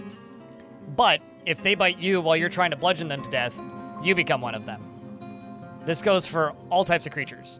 So this is why I say that there is a non-zero chance that me releasing these zombies into the caverns could theoretically destroy the fortress. Because it is a very real chance.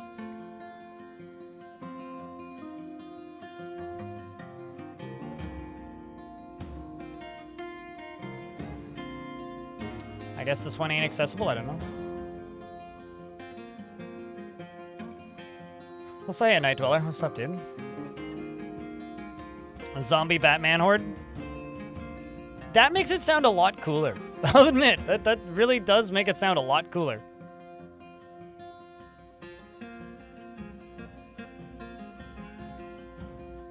Lava does in fact kill the zombies. But there's a lot of zombies. Like, a lot of zombies. And zombies have some abilities that normal things don't. Like, they don't get tired, so climbing's a lot easier. Just to throw something out there. But, you know, I mean, we could be totally fine. I'm just saying that there is a not zero chance.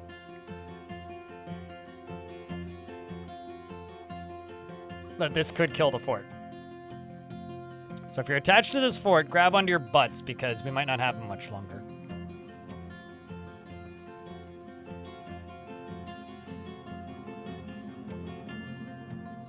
Not that I'm saying I'm killing this fort. I'm not going to try to.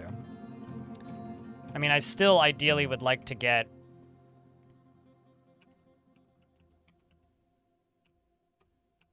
I would ideally... I shouldn't open this. I would ideally like to complete my goals. But, you know, the fact that I've stopped getting migrant waves is already kind of heartbreaking. You love a non-zero chance of fun? Yeah. Frame rate's gotten a lot better. It was at like 30. Now we're hovering around 50? Or is it going to go back down to 30? Might go back down to 30. No, we're hovering around 50 now. So frame rates... Actually, how many of them have died? Wow, we've taken out like 100... Okay, so we started at 483. We're down to like 300 of them. That's pretty good, actually.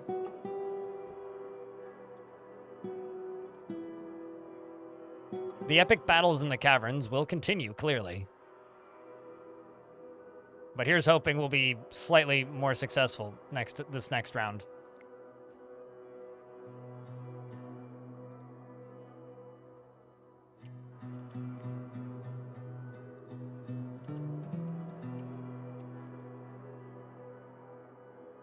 I'm also building a lot of backup bridges.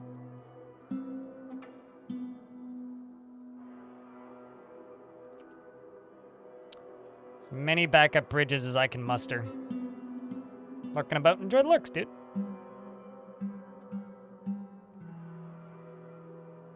Okay. Chat, which named dwarf would you like to follow?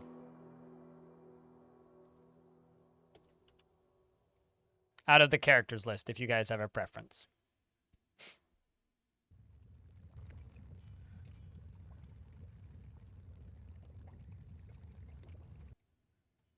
Any other requests, chat? Or just the rookie?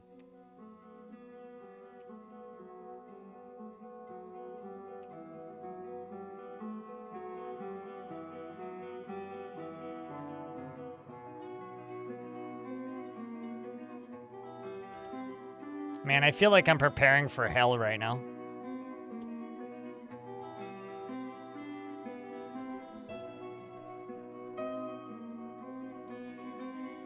That's another one getting linked. And this will just be linked to, well, actually, that's a really dangerous place to put that. So, you know what? Let's actually just get rid of that. And instead, be smart. Put it on the other side, like a smarty. I don't want to just have, like, you know, high chance of dwarf just crushing themselves moments after pulling a lever. Because a slight delay on the mechanisms make them quite hazardous.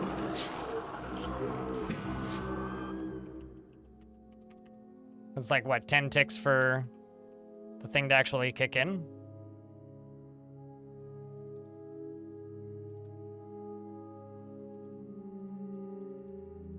Rookie? I mean, I'm gonna try to not send any more combat dwarves in. We're basically, like, at capacity for what I'm able to do now.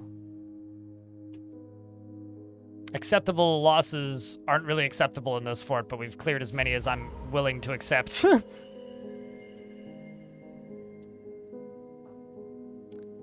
Signal, very upset. Shaken after being forced to endure the decay of a friend. Yeah, that's gonna be tough to get over. And speaking of, the rookie's gone into a Fey mood. It's like you guys have some sort of premonition ability.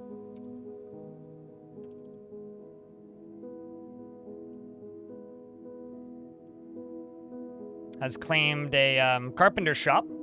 Any bets on what this dwarf makes? I really hope it has images of the dwarves who died. It's a damn shame they can't make artifact slabs. That'd be so cool. Must have gems. Okay, what do you have? You have black cap, that. Okay. Cut gems, logs. Rough gems. Yep. Cut gems. Logs. Cut gems. Rough gems. Okay, you need more cut gems. And logs. Okay. So let's just go here and say cut gems, cut gems, cut gems. Doop, doop, doop. Okay, so now this final one will hook up to this. I'll pull that, and then this nonsense begins. So what I'm gonna do is I'm going to lower this, and then I'm gonna let the pigs just roam. And see what happens. And then one by one, we're gonna start releasing the zombies.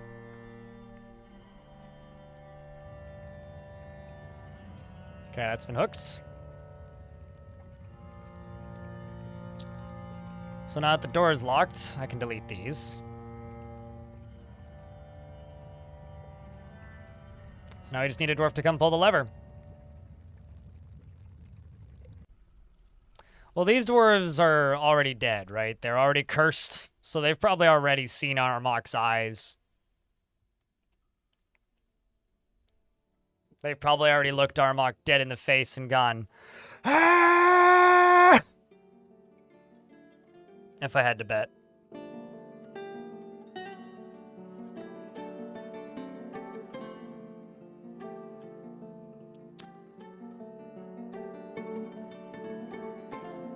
Man, we've lost 4 dwarves today.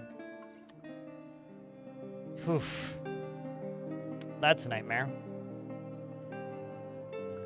An absolute nightmare.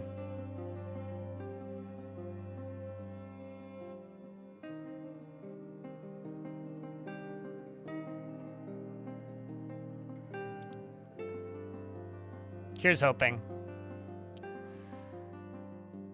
Here's hoping we can even out this matchup a little bit.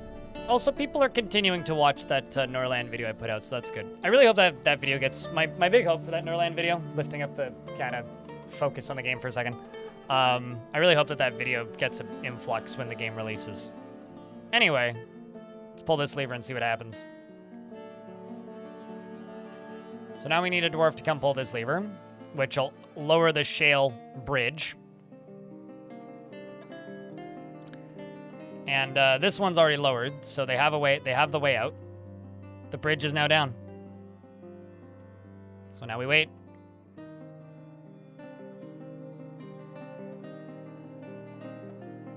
Now we wait. Now Moldath the Lucky, Drakensoul. Come on, we've already memorialized them. There's beautiful memorials in the tavern to them. Come on. So we got Drakensoul, Just a Robotic Cow, and Moldath. And of course UGDPY, who fell in the volcano somehow.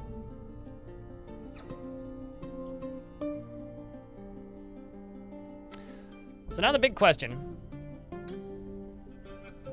Why would they be watching the Future of the Fortress video? Although there will be a what's the word? There will be a news video. I need to figure out how to like fancy up the news videos soon, Cooler. Same sort of thing as we did with the Future of the Fortress, but I will be editing that tonight, so. I got a lot of really good feedback, I'll say that much.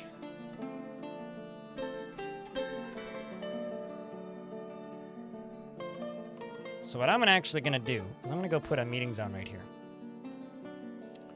Go get him, piggers. Pigsies. Yeah, chat, if you guys appreciated the new art in the Future of the Fortress video, do tell Cooler how much you appreciated the art in the new Future of the Fortress video, because Cooler did the art for the Future of the Fortress video.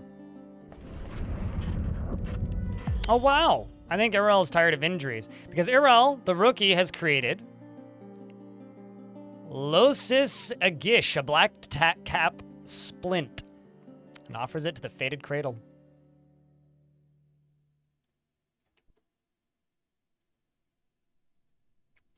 This is a black cap splint. All craft store ship is of the highest quality. It is encrusted with square brilliant cut gray chalice stonies and rose cut pyrites, and circled with bands of emerald cut picture jaspers, and this object menaces with spikes of black cap.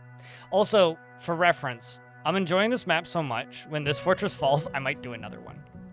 Make it like a tradition for this world where they just are trying to, like, fight back against this cursed area or something. I don't know. I don't know if I have any display items. Nope, I do not. Well, I should probably make some.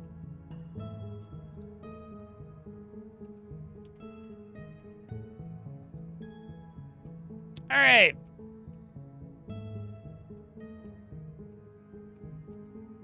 Let me wait. Come on, piggies. You gotta discover something exciting.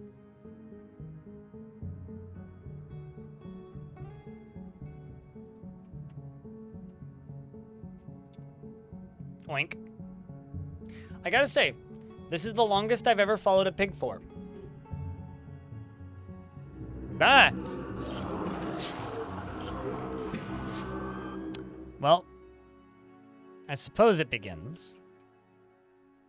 Are these doors opening?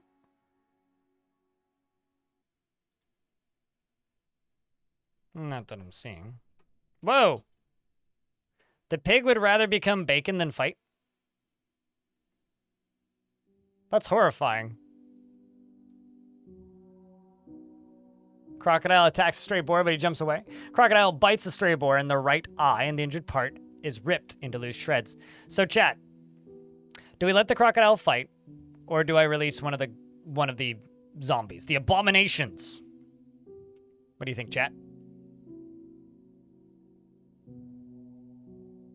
The pigs may discover more hidden secrets. That was not a yes or no question, Vakrok. Okay, there you go. Well, I'm only gonna do one at a time. Gotta be cautious here.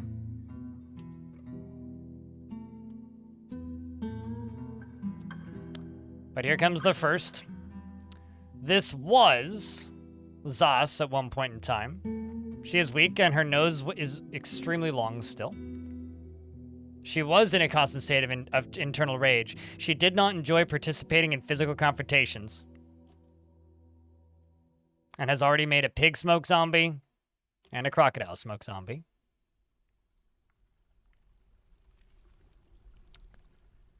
And the pig falls into the lava. She's trying to shove the crocodile in.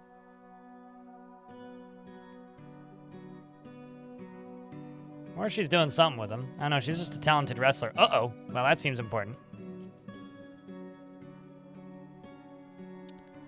The cave crocodile abominable smoke zombie breaks the grip of the dwarf metal crafter. That was the dwarf's lower leg. He's still fighting.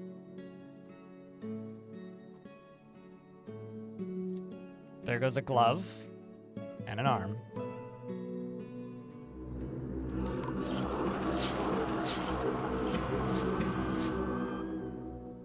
Seems like this pig has made a discovery.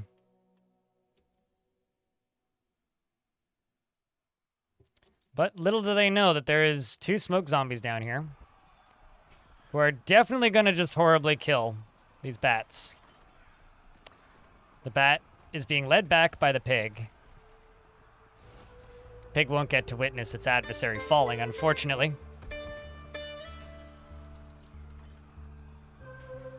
She's trying to shove the crocodile in the fire, okay? So I've got weather zombies.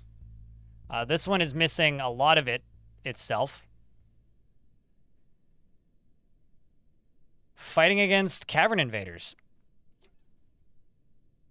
This one here is just shooting darts, wondering why it won't fall. I'm sure most of them are landing true. Striking the metal crafter, abominable smoke zombie. In the head, denting it. Her head is dented, I suppose. Seems the dwarf just lost a tooth. And now it's a burning abominable smoke zombie. But the infection is already spreading. As there is a crocodile down here. Although maybe it's just simply too dumb. Wait, did they kill it too? Oh wow, they did. They managed to get both of them into the fire. Well, that's wild. Time to release the second abomination.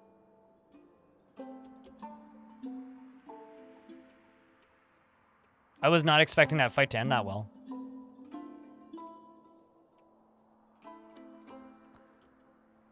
Yeah, neither of them even got bit. That's kind of impressive, actually.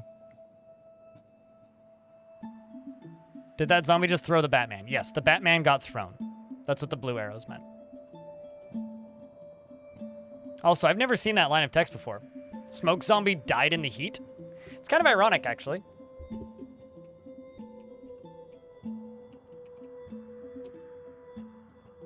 Anyway, now we have this one. Gatekeeper. Welcome back, Gatekeeper. For those of you who don't remember Gatekeeper, Gatekeeper killed a couple dwarves.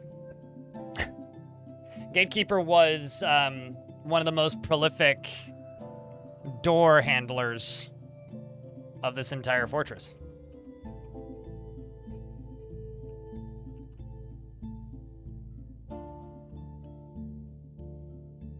Also doesn't seem super interested in moving much.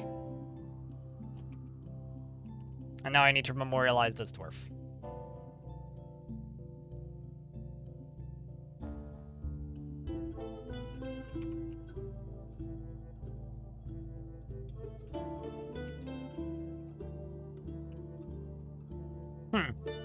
Come on, duder. I mean, he's going back to his old, her old stomping grounds, if you will. Ah, I see door, I keep door. But let's check something.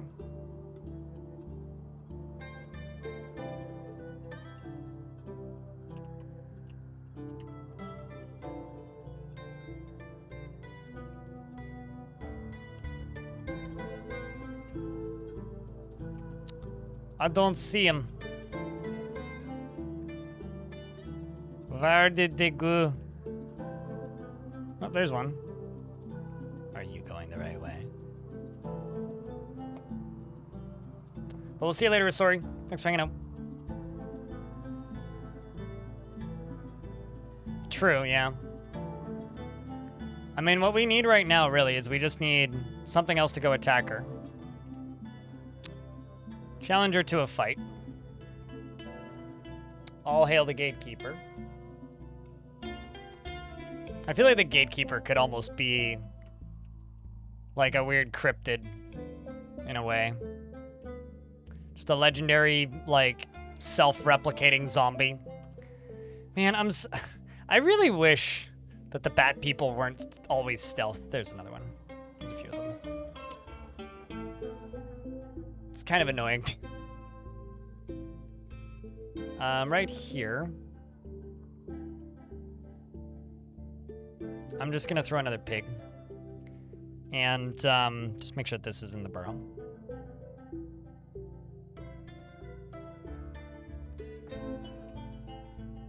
because that'll give us a spot to stand.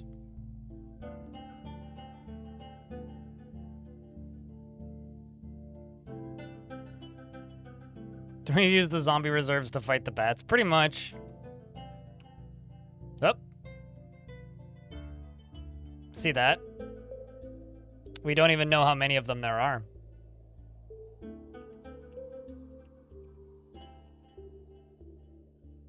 But they are fighting the gatekeeper. It appears that Arkansas over here is, whoop. Aw, man. We're not actually gonna see them?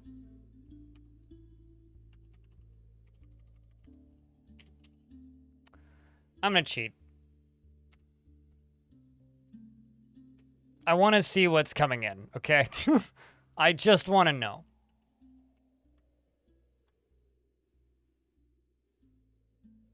Yeah, I know. Yep, already way ahead of you there. Okay, so giant Olm falls into the fire.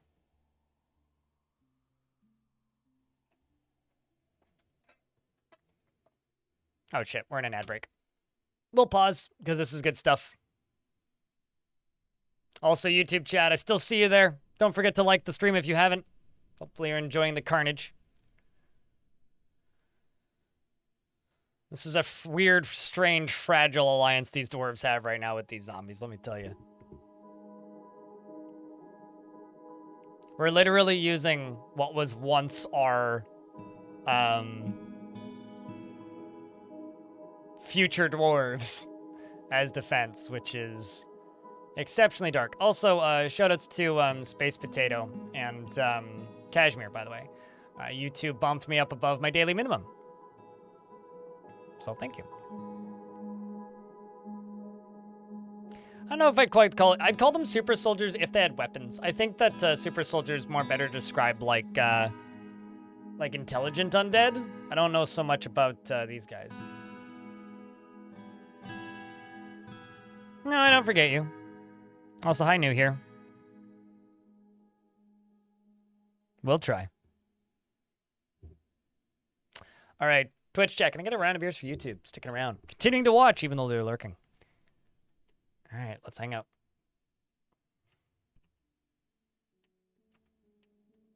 Good news is, there be dozens of them. I really hope that this infection works. Because if we could just snowball them against themselves, that would be kind of amazing.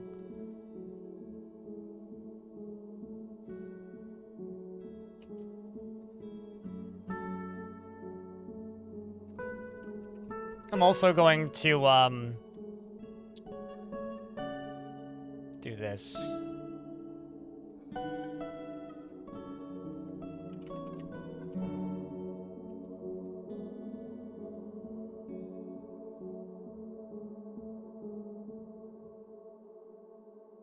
Or she might kill all of them. She might, yeah.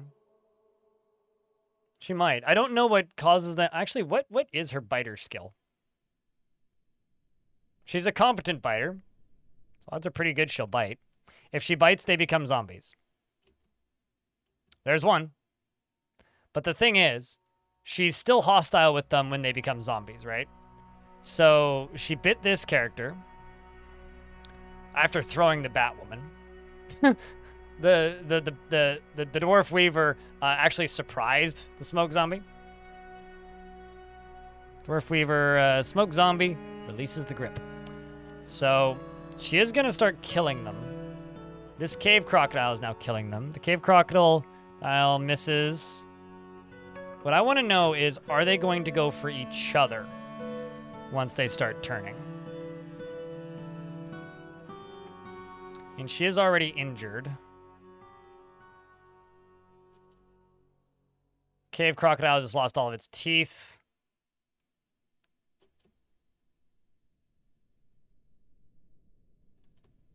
I'm actually going to close this gate behind them.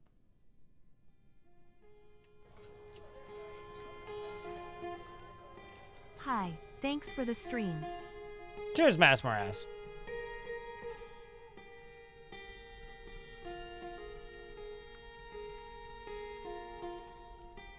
I'm looking for infected ones. Okay, this one's a smoke zombie. Giant cave toad attacks the Batman blowgunner. Yeah, okay, so it does make them basically hostile to each other. It begins. They're fighting with each other, I think. I can see them. Yeah, like this one is now infected. Which is actually really terrifying for a reason that I only just realized, which is I'm pretty sure they can fly in. I should probably prioritize right now fixing this. The fact that they can get in. So let's just go here.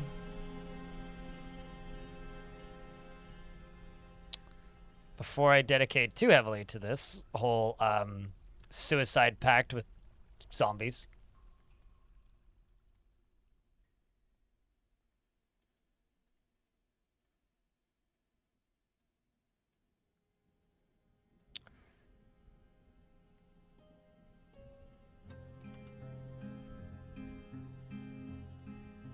I just screwed that up, but it's okay.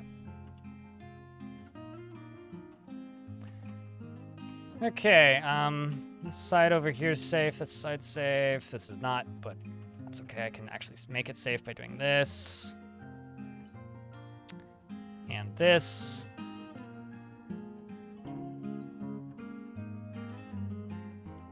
And digging up right here. Digging through here and then filling that in. Quite literally, yes, which is why this one is so strong.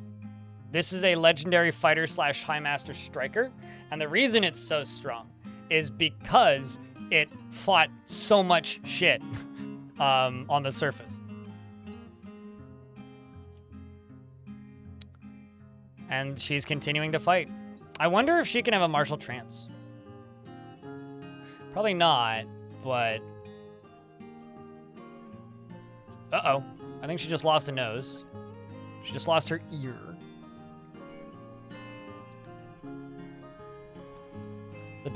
She kicked the Batman blowgunner in the right lower arm with her right foot. The injured part collapses. And while all this nonsense is going on, I could hook up more.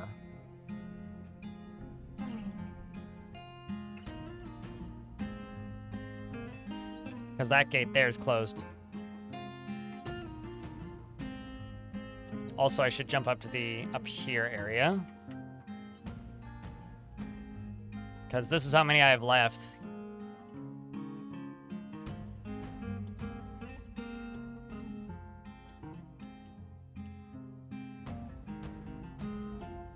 I'm just going to go here and I'm going to make a cage trap line. I'm going to call it animals. I'm not going to put empty cages there, just full cages. All right, let's continue this. Oh yeah, no, we're producing much abominable smoke. I mean, there's 2 right here.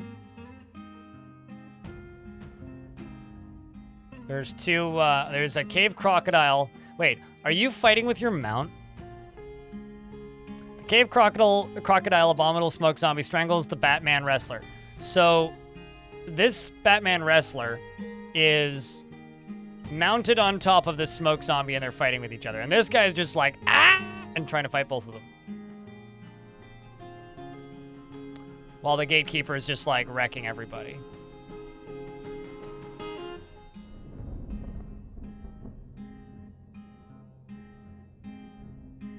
Kind of tempted to just lock the door. But there's so many more! Oh my fuck. We're not even halfway through this.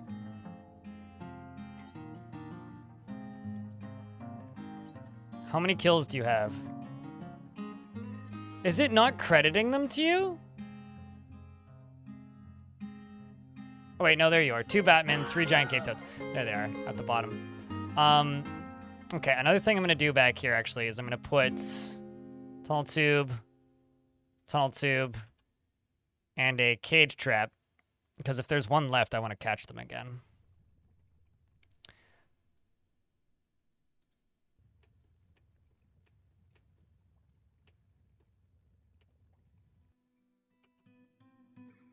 Whoopsies. Where'd Gatekeeper go? There's Gatekeeper.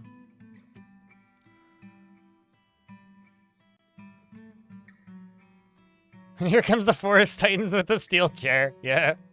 Oh no, they're getting weapons from the crowd. Something, something, are you ready to rumble? It's just a crocodile vomiting. I'm kind of amazed that none of the smoke zombies have, like, made it past this wrestler. Like, they just, like, immediately dismount.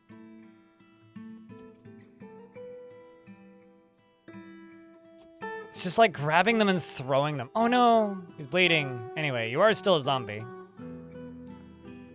No valid you can't stand and can't grasp. How are you throwing them? Bends the Dwarf Freezer's left foot. Ooh, okay. She's got her foot snapped. Giant cave. Okay, so she's fighting with a... This giant cave toad zombie is trying to strangle her, but she keeps getting out of it. Like, she keeps breaking the grips. What's even better is her making them into zombies actually makes them stronger first.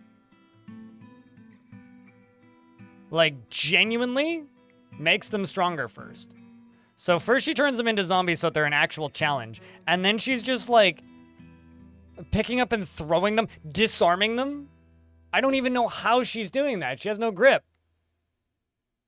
Dwarf Weaver zombie shakes the giant cave toad around by the head.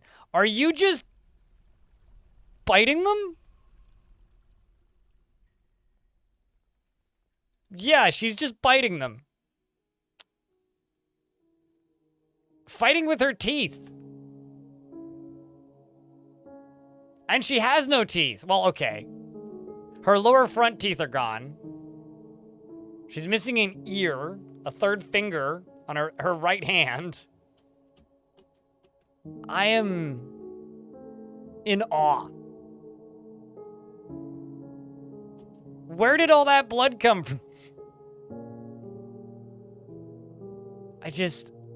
I am amazed.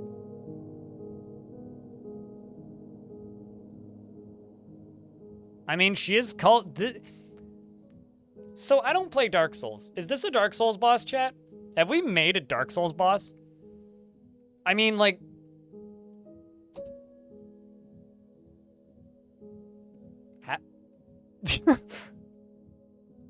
Now there's just like an abominable smoke zombie back there.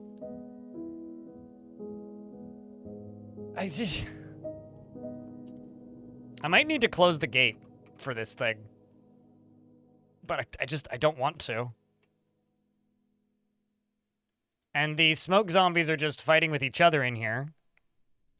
What's even better is, like, the toads don't, like, have skills, right? These guys do. Oh my god, we have the killer of Gatekeeper. Koganom. Sand gods.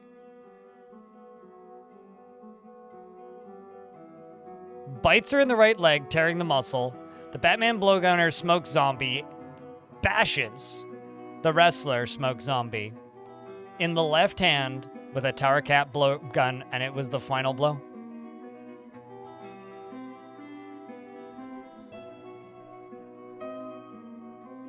Wow.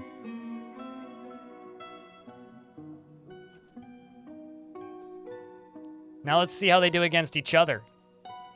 Because this is a Batman abominable zombie. Meanwhile, this one over here is like, I can hear some like loud noises. What the fuck? Because just look at his skills. Okay, well, he died relatively quickly. But there's enough of them now that are hostile that they're like, well, we have to keep fighting. So, I gotta ask, chat. Is this one of the most satisfying things you've ever seen? Or what? Because, like, I think that might be all of them, actually. Wait, no, there's still one in here somewhere. There's one. Routed lovers.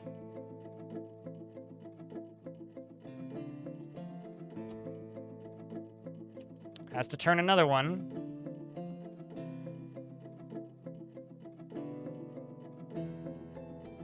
So many mutilated corpses.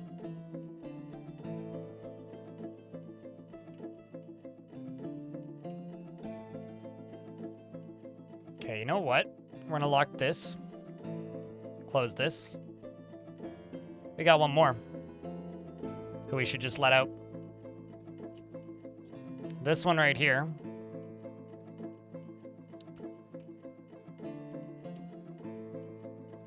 Pull the levers, Dwarf.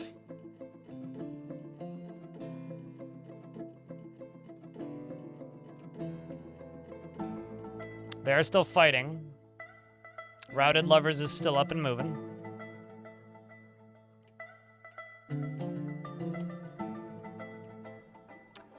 You know, I think we're the bad guys. I gotta say, I think that we might be the bad guys.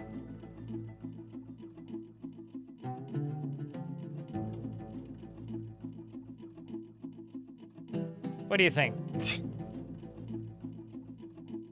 I'm pretty fucking certain we're the bad guys. No, it's biting. The zombie itself, just biting makes more zombies. Just biting things makes more zombies. This has been checked by Vakrak in adventure mode on this save file.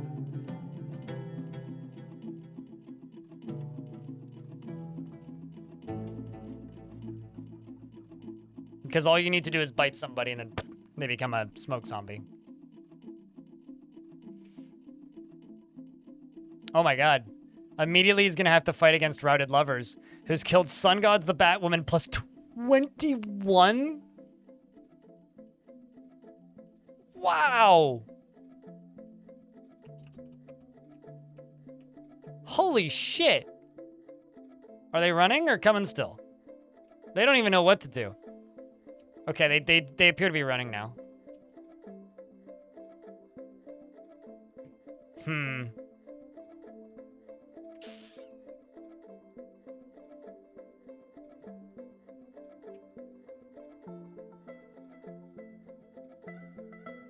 Yes, we're weaponizing weather zombies.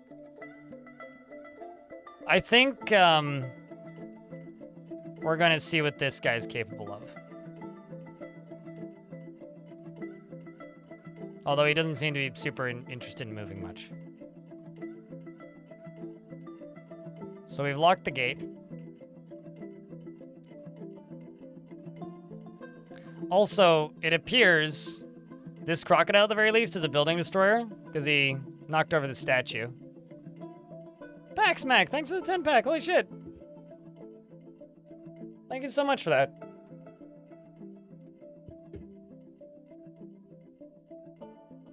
Giant Olm back there. And a bat. Very scared bat. Oh wow, never mind. There is more of them coming in.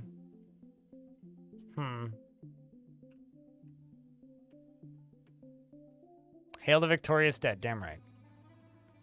It seems like they've got a crocodile to deal with first. Okay, screw it. I'm opening the gate back up.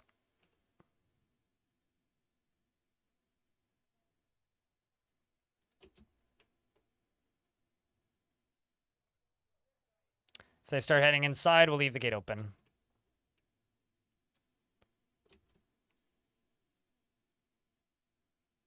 Here comes the zombie. Da-da-da-da. I mean, I've weaponized them before. I usually use them for training, though. Oh, I just realized I have to memorialize Gatekeeper. I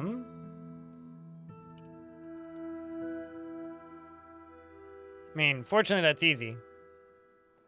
Kind of a memorable name. Hey, chat, I have a question. Should we name this guy? The last one was Gatekeeper. What should we name this one? Chat, can I get a big round of beers as well? For Paxmac keeping that subscription alive. A dead legend? Keymaster? Come on. Gatekeeper, all of these dwarves were originally migrants. These were all supposed to join my faction. In fact, they probably still would have relations. And we got 4 more that we could set up too. Shake Break, thanks for the 15th month. Good opportunity to try and hype train if you guys do want to. Door owner? Door owner. There you go.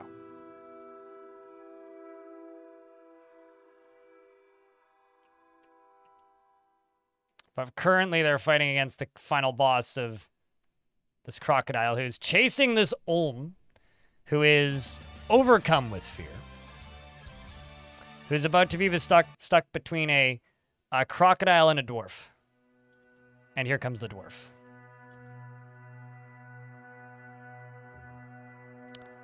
Bert, thanks for the $1.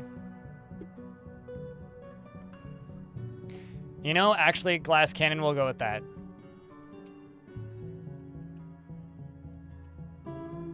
I like that. Mine sneaks.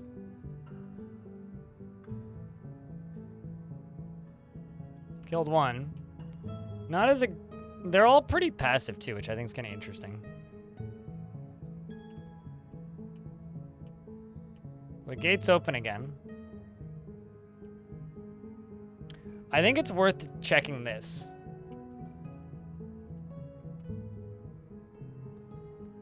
So we started at 400 something Batmen.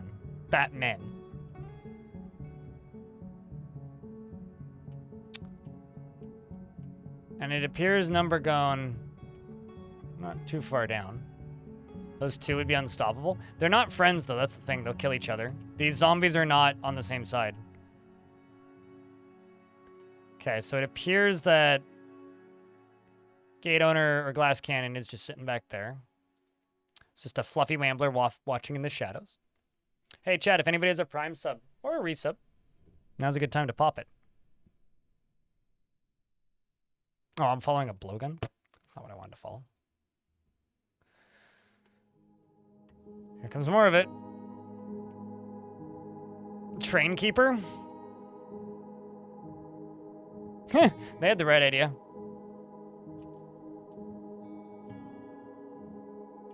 Thanks, Tivo. Send it!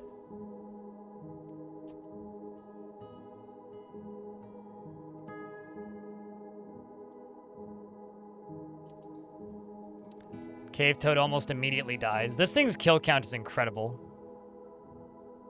This is like the sort of thing you only ever read about in Legends mode and never actually see in game.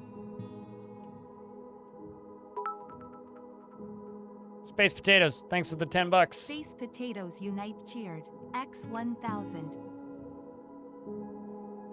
Okay, I am actually going to lock the door. Because that's the thing, I don't actually want to lose containment of these things.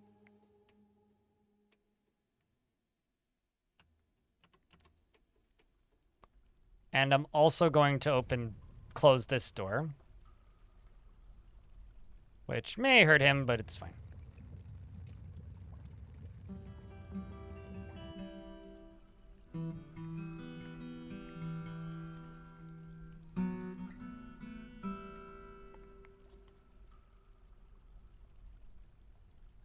Devil. I've never seen that before. It's a good way to say devil. So, this Batman is just like having to level up extremely heavily, but has now been stunned. Thrown, I think? Strikes him. Yeah, literally. Okay, so the cave crocodile is literally like throwing them. Whoa! That's the part that really fucks with me, is seeing them throw them. Because they're just like wrestling monsters. This is a crocodile wrestling. But it's also not turning them, which is interesting. It just hasn't bit them, which is strange for a crocodile. You'd think that would be its first attack.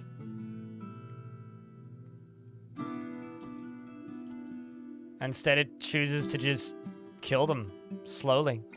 Oh, true. Maybe his jaws. He may have also lost all of his teeth. So I'm pretty sure if all of your teeth are gone. Yeah, she has no teeth left. So she can't actually bite. So she's harmless. She's just great wrestling practice. We should just let her out into the caverns. We really should. Just let her out into the caverns. See what she can do, you know? She'll just climb into the fort at some point and kill all of us. Just because she can't bite things.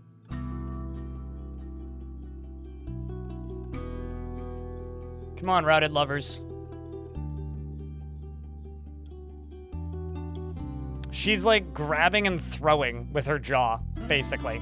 Also, chat room, thank you very much for the hype train. That's a level 3 hype train. It means a lot. That's the first hype train of the stream, too. Although, honestly, if there's ever a point to hype's train, it's gonna be right now, because this is just goofy as hell.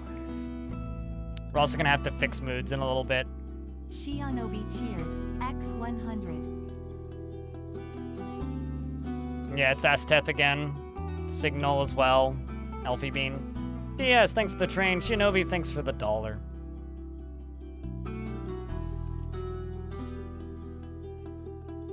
DS, thanks for the 5-pack. Shinobi, thanks for the $1. There we go. I think I got that backwards, but reading one and looking at the other. Thanks a ton. It's because this thing doesn't seem to be able to infect. We're just gonna see how many kills this thing can get. I'm gonna call this, Horror of the Deep.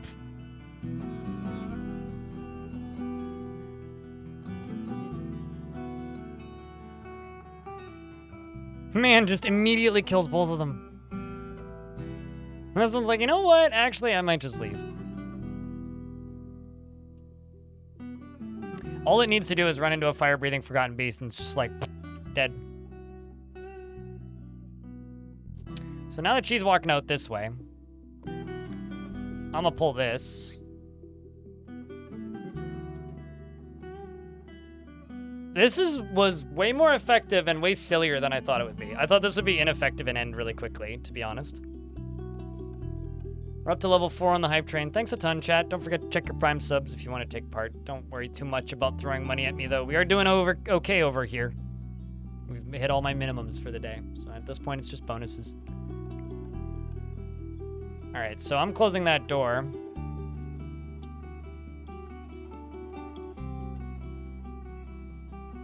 Woo! Wonder how many are left. 251. Well, I gotta say, throwing zombies at them is way cheaper than, like, throwing dwarves at them, so I think that's just what we're gonna do.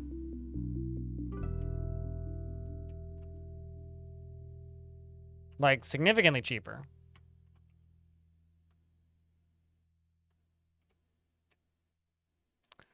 So let's watch the Horror of the Deep. Pretty much, Vakruk, yeah. Quogger, thank you very much for that Prime subscription. Enjoy the ad-free viewing. So this thing, in theory, should just path towards groups of Batmen. We just need a dentist. Yeah, we just need to give them dental surgery and tell them to run outside. Or just, you know, it's not aim for the it's not shoot him in the head, it's aim for the teeth. Okay, so she's just kind of hanging around there. We're gonna dispose of the remains, I think.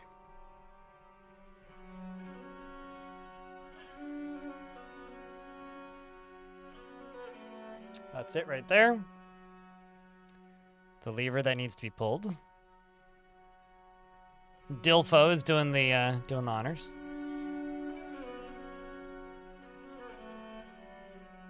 There it goes.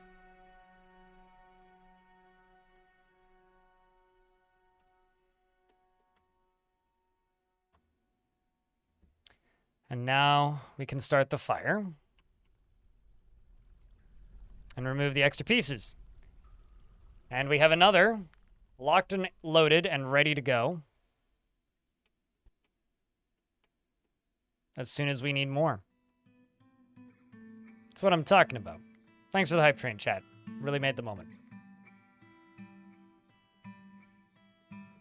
It's gonna be a fun VOD to edit. I know exactly how I'm gonna edit this VOD too. Like, you know, the style that I did for the Norland video, I think really fits Norland. The way I'm gonna try and narrate the Dwarf Fortress videos is gonna be a lot closer to what Ambiguous Amphibian does, where he just kind of sounds like a maniacal maniac, just controlling like a bunch of things. That's kind of what I'm trying to do, or looking at trying to do. Because I think that would be better than trying to like actually characterize everybody, because I don't think I'm very good at that. That's my biggest issue with the Norland videos. I don't think I'm very good at like voice acting per se.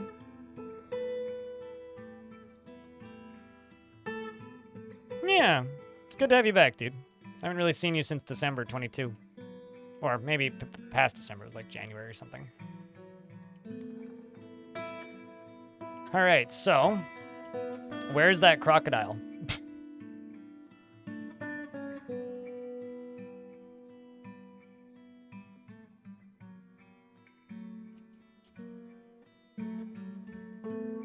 Thank you very much for the chat, or for the hype train chat. 12 bucks in bits, 18 subscriptions. Because Wamblers don't care. And this is technically a good biome, remember?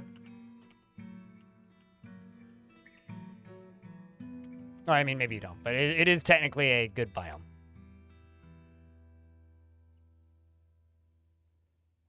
Also, because I guess Wamblers are becoming channel mascots at this point. It seems.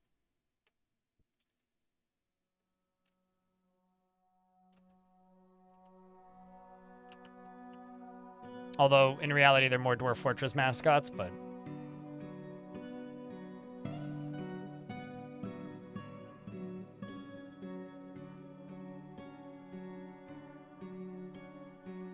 My apathy is immeasurable. I mean, you know, it's a Wambler. They're made of pudge. Or no, sorry, they're filled with pudge.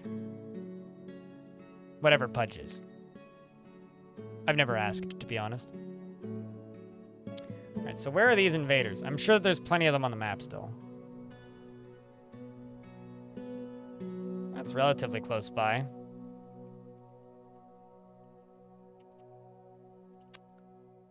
Where's my crocodile? There's also one down here. Good little crew of them. Oh shit, they're actually doing weaponsmithing demonstrations? Oh, that's good. Seems like Potpourri is finally getting the opportunity to teach some weaponsmithing. You actually have a guild together? No, not yet. The kind of funny thing about this Weaponsmiths Guild is I don't think I'd actually be able to satisfy it if they did start demanding one, because I don't have anybody with broker skills. Also, Salva's pondering the geocentric model, which is making her anxious. Well, that's not good.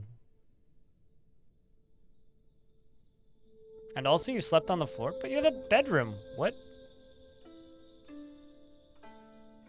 That's probably not helping the moods, eh? Half the bedrooms aren't accessible. Okay. Wait, what? Oh, man. Who killed Horror from the Deep?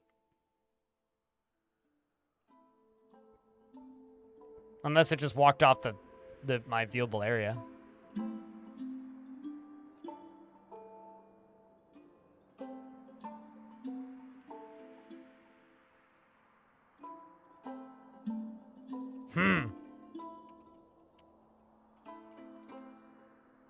Probably walked off the viewable, yeah. That's a damn shame. I was kind of hoping to watch that a little longer. Well, it's almost done.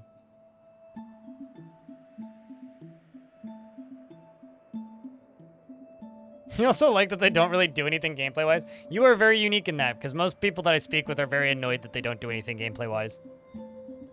Most people want them to do, like, basically what they do in Songs of Six, where they like learn stuff. Which I guess, I don't know. I wouldn't mind, but it's not exactly what I'd feel the game needs, per se. Once the lava gets to here and they burn, I will empty this. Study for the sake of knowledge? Pretty much, yeah. Yeah. No, I get you. Probably stop it draining in here, actually, because there's more than enough in here.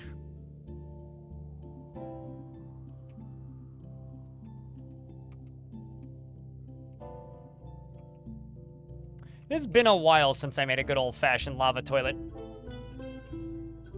That's what I call these, or that's what me and chat used to call these, because the way I used to do these was just like a big spiral, and then the middle would all just be these little holes. And you just dump lava in there, fill it up, and then you drain it out through the bottom, and it drains them really quickly. Although I could make this better by letting it drain here as well. But it's a very efficient way of making a lava defense. But it's been a while since I made them. Yeah, tomorrow we'll be streaming Norland, yes. And then Friday we'll be playing this, probably. Unless Norland gets me like 1,000 concurrent, which probably won't. And then whoosh.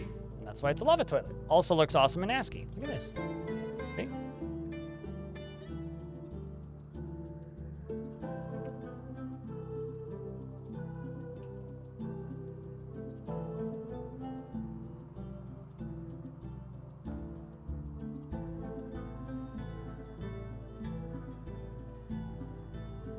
What? For the, to have a little more impact? When you say more impact, you mean like for the defenses?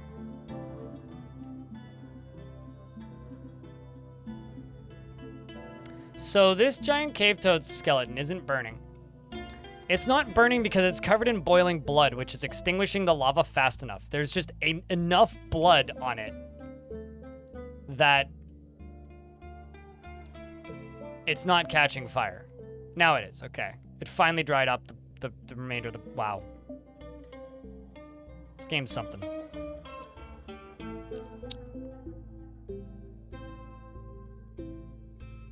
Yeah, there's a few of them that aren't. It's okay, though.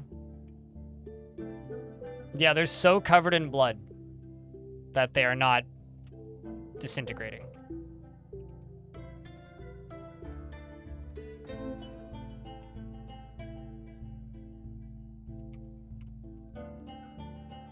Meanwhile, this zombie's just right here.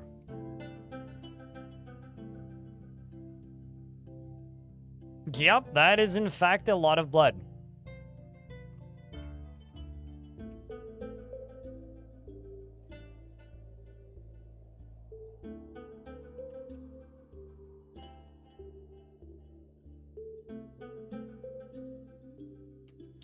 So where are they in relation to me? Pretty freaking close. Well, this is gonna dry up pretty quick. Who's to say we can't just start the whole process again? Just gotta, you know, wait for this guy to be out. And then we begin again.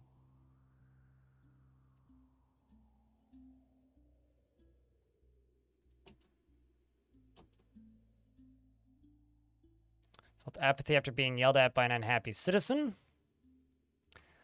I think it's time for these dwarves to take a break, though. Because that was quite the fight.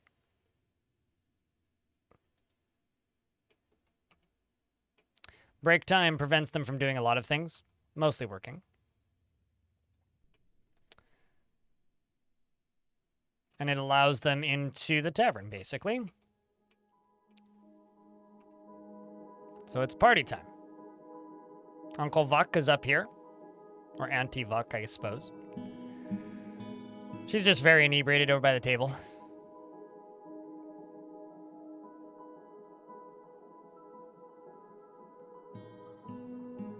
I've said this a million times, and I'm going to keep saying it the same way. I was bored shitless of the first long death, and so was chat. I have zero intention of ever doing a long death again, and I'm kind of impressed that people are still asking if I would consider doing it. It was the least interesting streams I've ever done.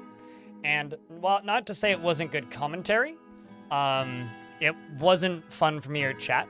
And after it was done and Fortress mode and Dwarf Fortress came out on Steam, it was pretty unanimously agreed by everybody that was watching at the time that even the people who were still watching it thought it was boring. So, no, I have no interest of ever doing one again.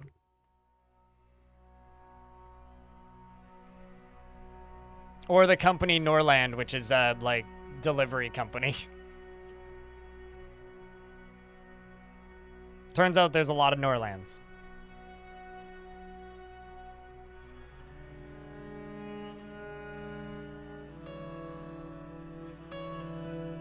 Dilfo's listening to a story. I wonder what they're telling. Salva becoming the militia commander. They really like that story. What's funny is it's always Cybrik telling it. Her husband's all the way the hell down here watching a weaponsmithing demonstration. He seems to not mind it, which is good. Vakruk was, I think, grabbing more booze from the looks of things based on how much this dwarf drinks. Is your dwarf doing okay?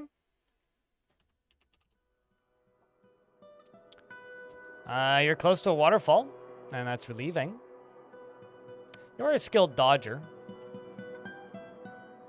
Hanging out with the two stray yaks in here. So I would say so. Got a pretty dapper hat. You are like almost the like iconic dwarf-ass looking dwarf.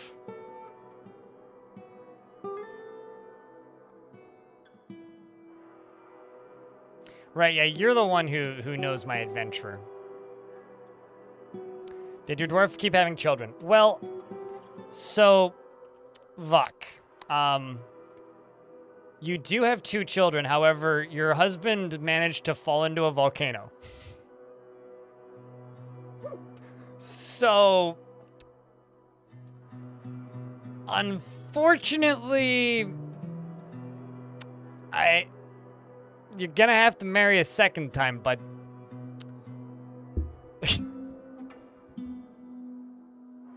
I wish I was joking. I'm not. You did actually sort of maybe fall into a volcano.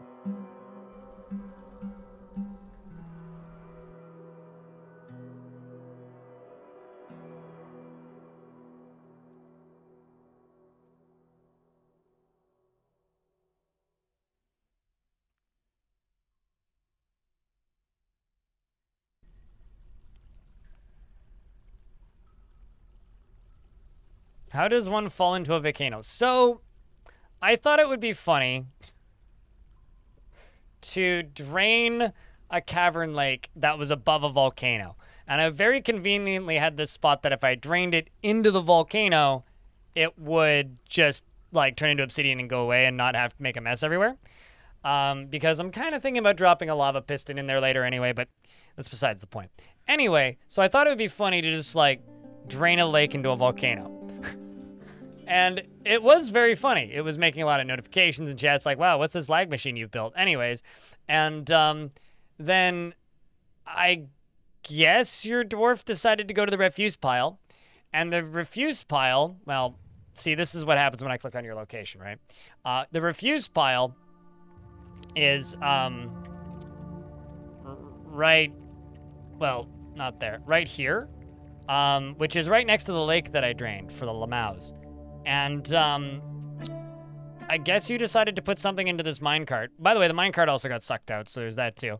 And dust came up here and went, and you went, wee. Any questions?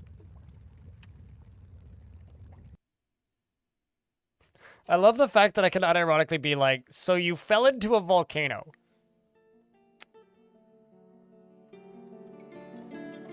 Also, hi, Tofu Monks. Long time. Hope you're doing well.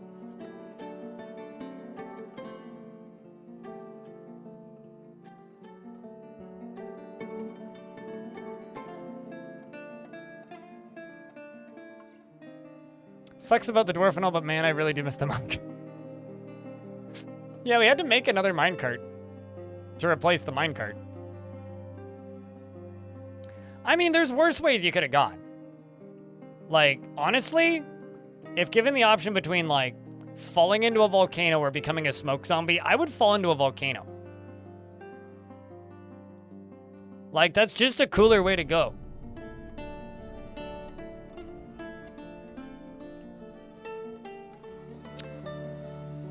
So, check this out. You see this? Boiling blood? See if you can see it. There it is. You can see it. Red. It's what the red gushers are. It's boiling blood. We're gonna need to burninate these entire caverns, aren't we?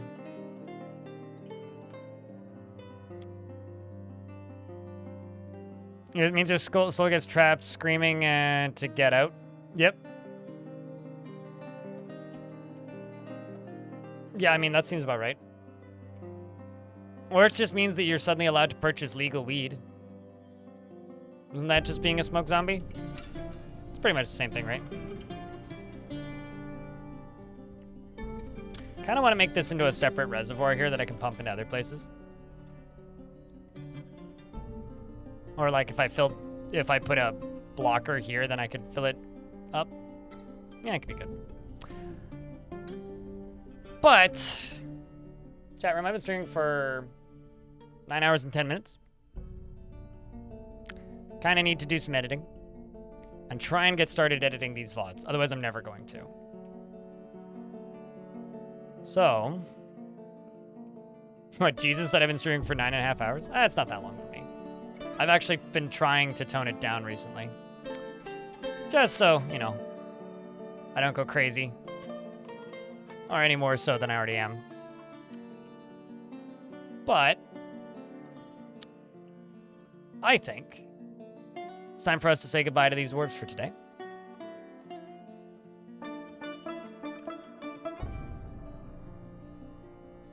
Ski, there you go. I see what you did there. Before we go, let's check in with our founder.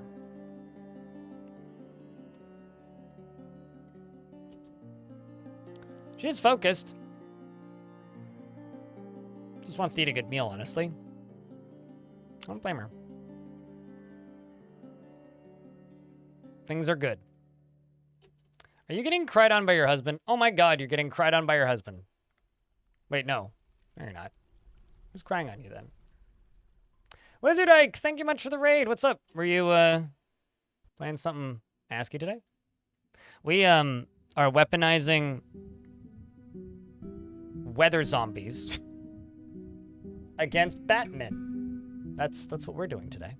Or what we have been doing. Well, we're just cooling off for the day. But, since you were so kind and brought friends, we're working on this nonsense. We have a burnination chamber, and we've been fighting against a lot of cavern creatures, mostly Batmen. And we have these guys. These guys are zombies. These zombies are very powerful. This one only killed one thing, unfortunately, one of my dwarves. However, there is a zombie crocodile somewhere on the map, presuming it's not dead, which literally has hundreds of kills at this point, probably. But it may also be dead. So, not entirely sure there. But we had one named Gatekeeper that killed so many it got ridiculous. Also, there's like, you know, zombie titans on the surface. It's a very friendly map, really. It's good times for the whole family. But how's the happy therapy couple? Oh yeah, also the happiest dwarf in the fort married the least happy dwarf in the fort, and the happiest dwarf in the fort also happens to be in charge of the fort. Okay, she's not the happiest anymore. But, doing okay. I mean, her hubby isn't as upset. This guy. Although he keeps crying on his wife, which I think is funny, and then getting into arguments, and then going back to being happy. So, see, he's yelling at somebody's... He's literally yelling at his wife. Yeah, he's literally just, like, following around his wife and yelling at her and feeling satisfied. This is a very strange relationship. I was yelled at by an unhappy citizen. I feel empathy. That's not how you're supposed to feel when your spouse yells at you, sir. Like, when your husband is yelling at you, you shouldn't be happy. Could somebody clip that, please? I need that one for later. But yeah, we're just thinking about cooling off for the evening. You're playing some Dungeon Call Stone Soup, which does have an ASCII version. Oh yeah, sure, of course. Yeah, fair enough. I mean, most people use tiles for DCSS. Although, if you like tiles and you like roguelikes, just a heads up. I've heard that Doom the roguelike is getting a patch through the grapevine, which I'm kind of excited about. So, if you're one of the 15 people who remembers Doom the roguelike, I'm just saying. I'm just saying.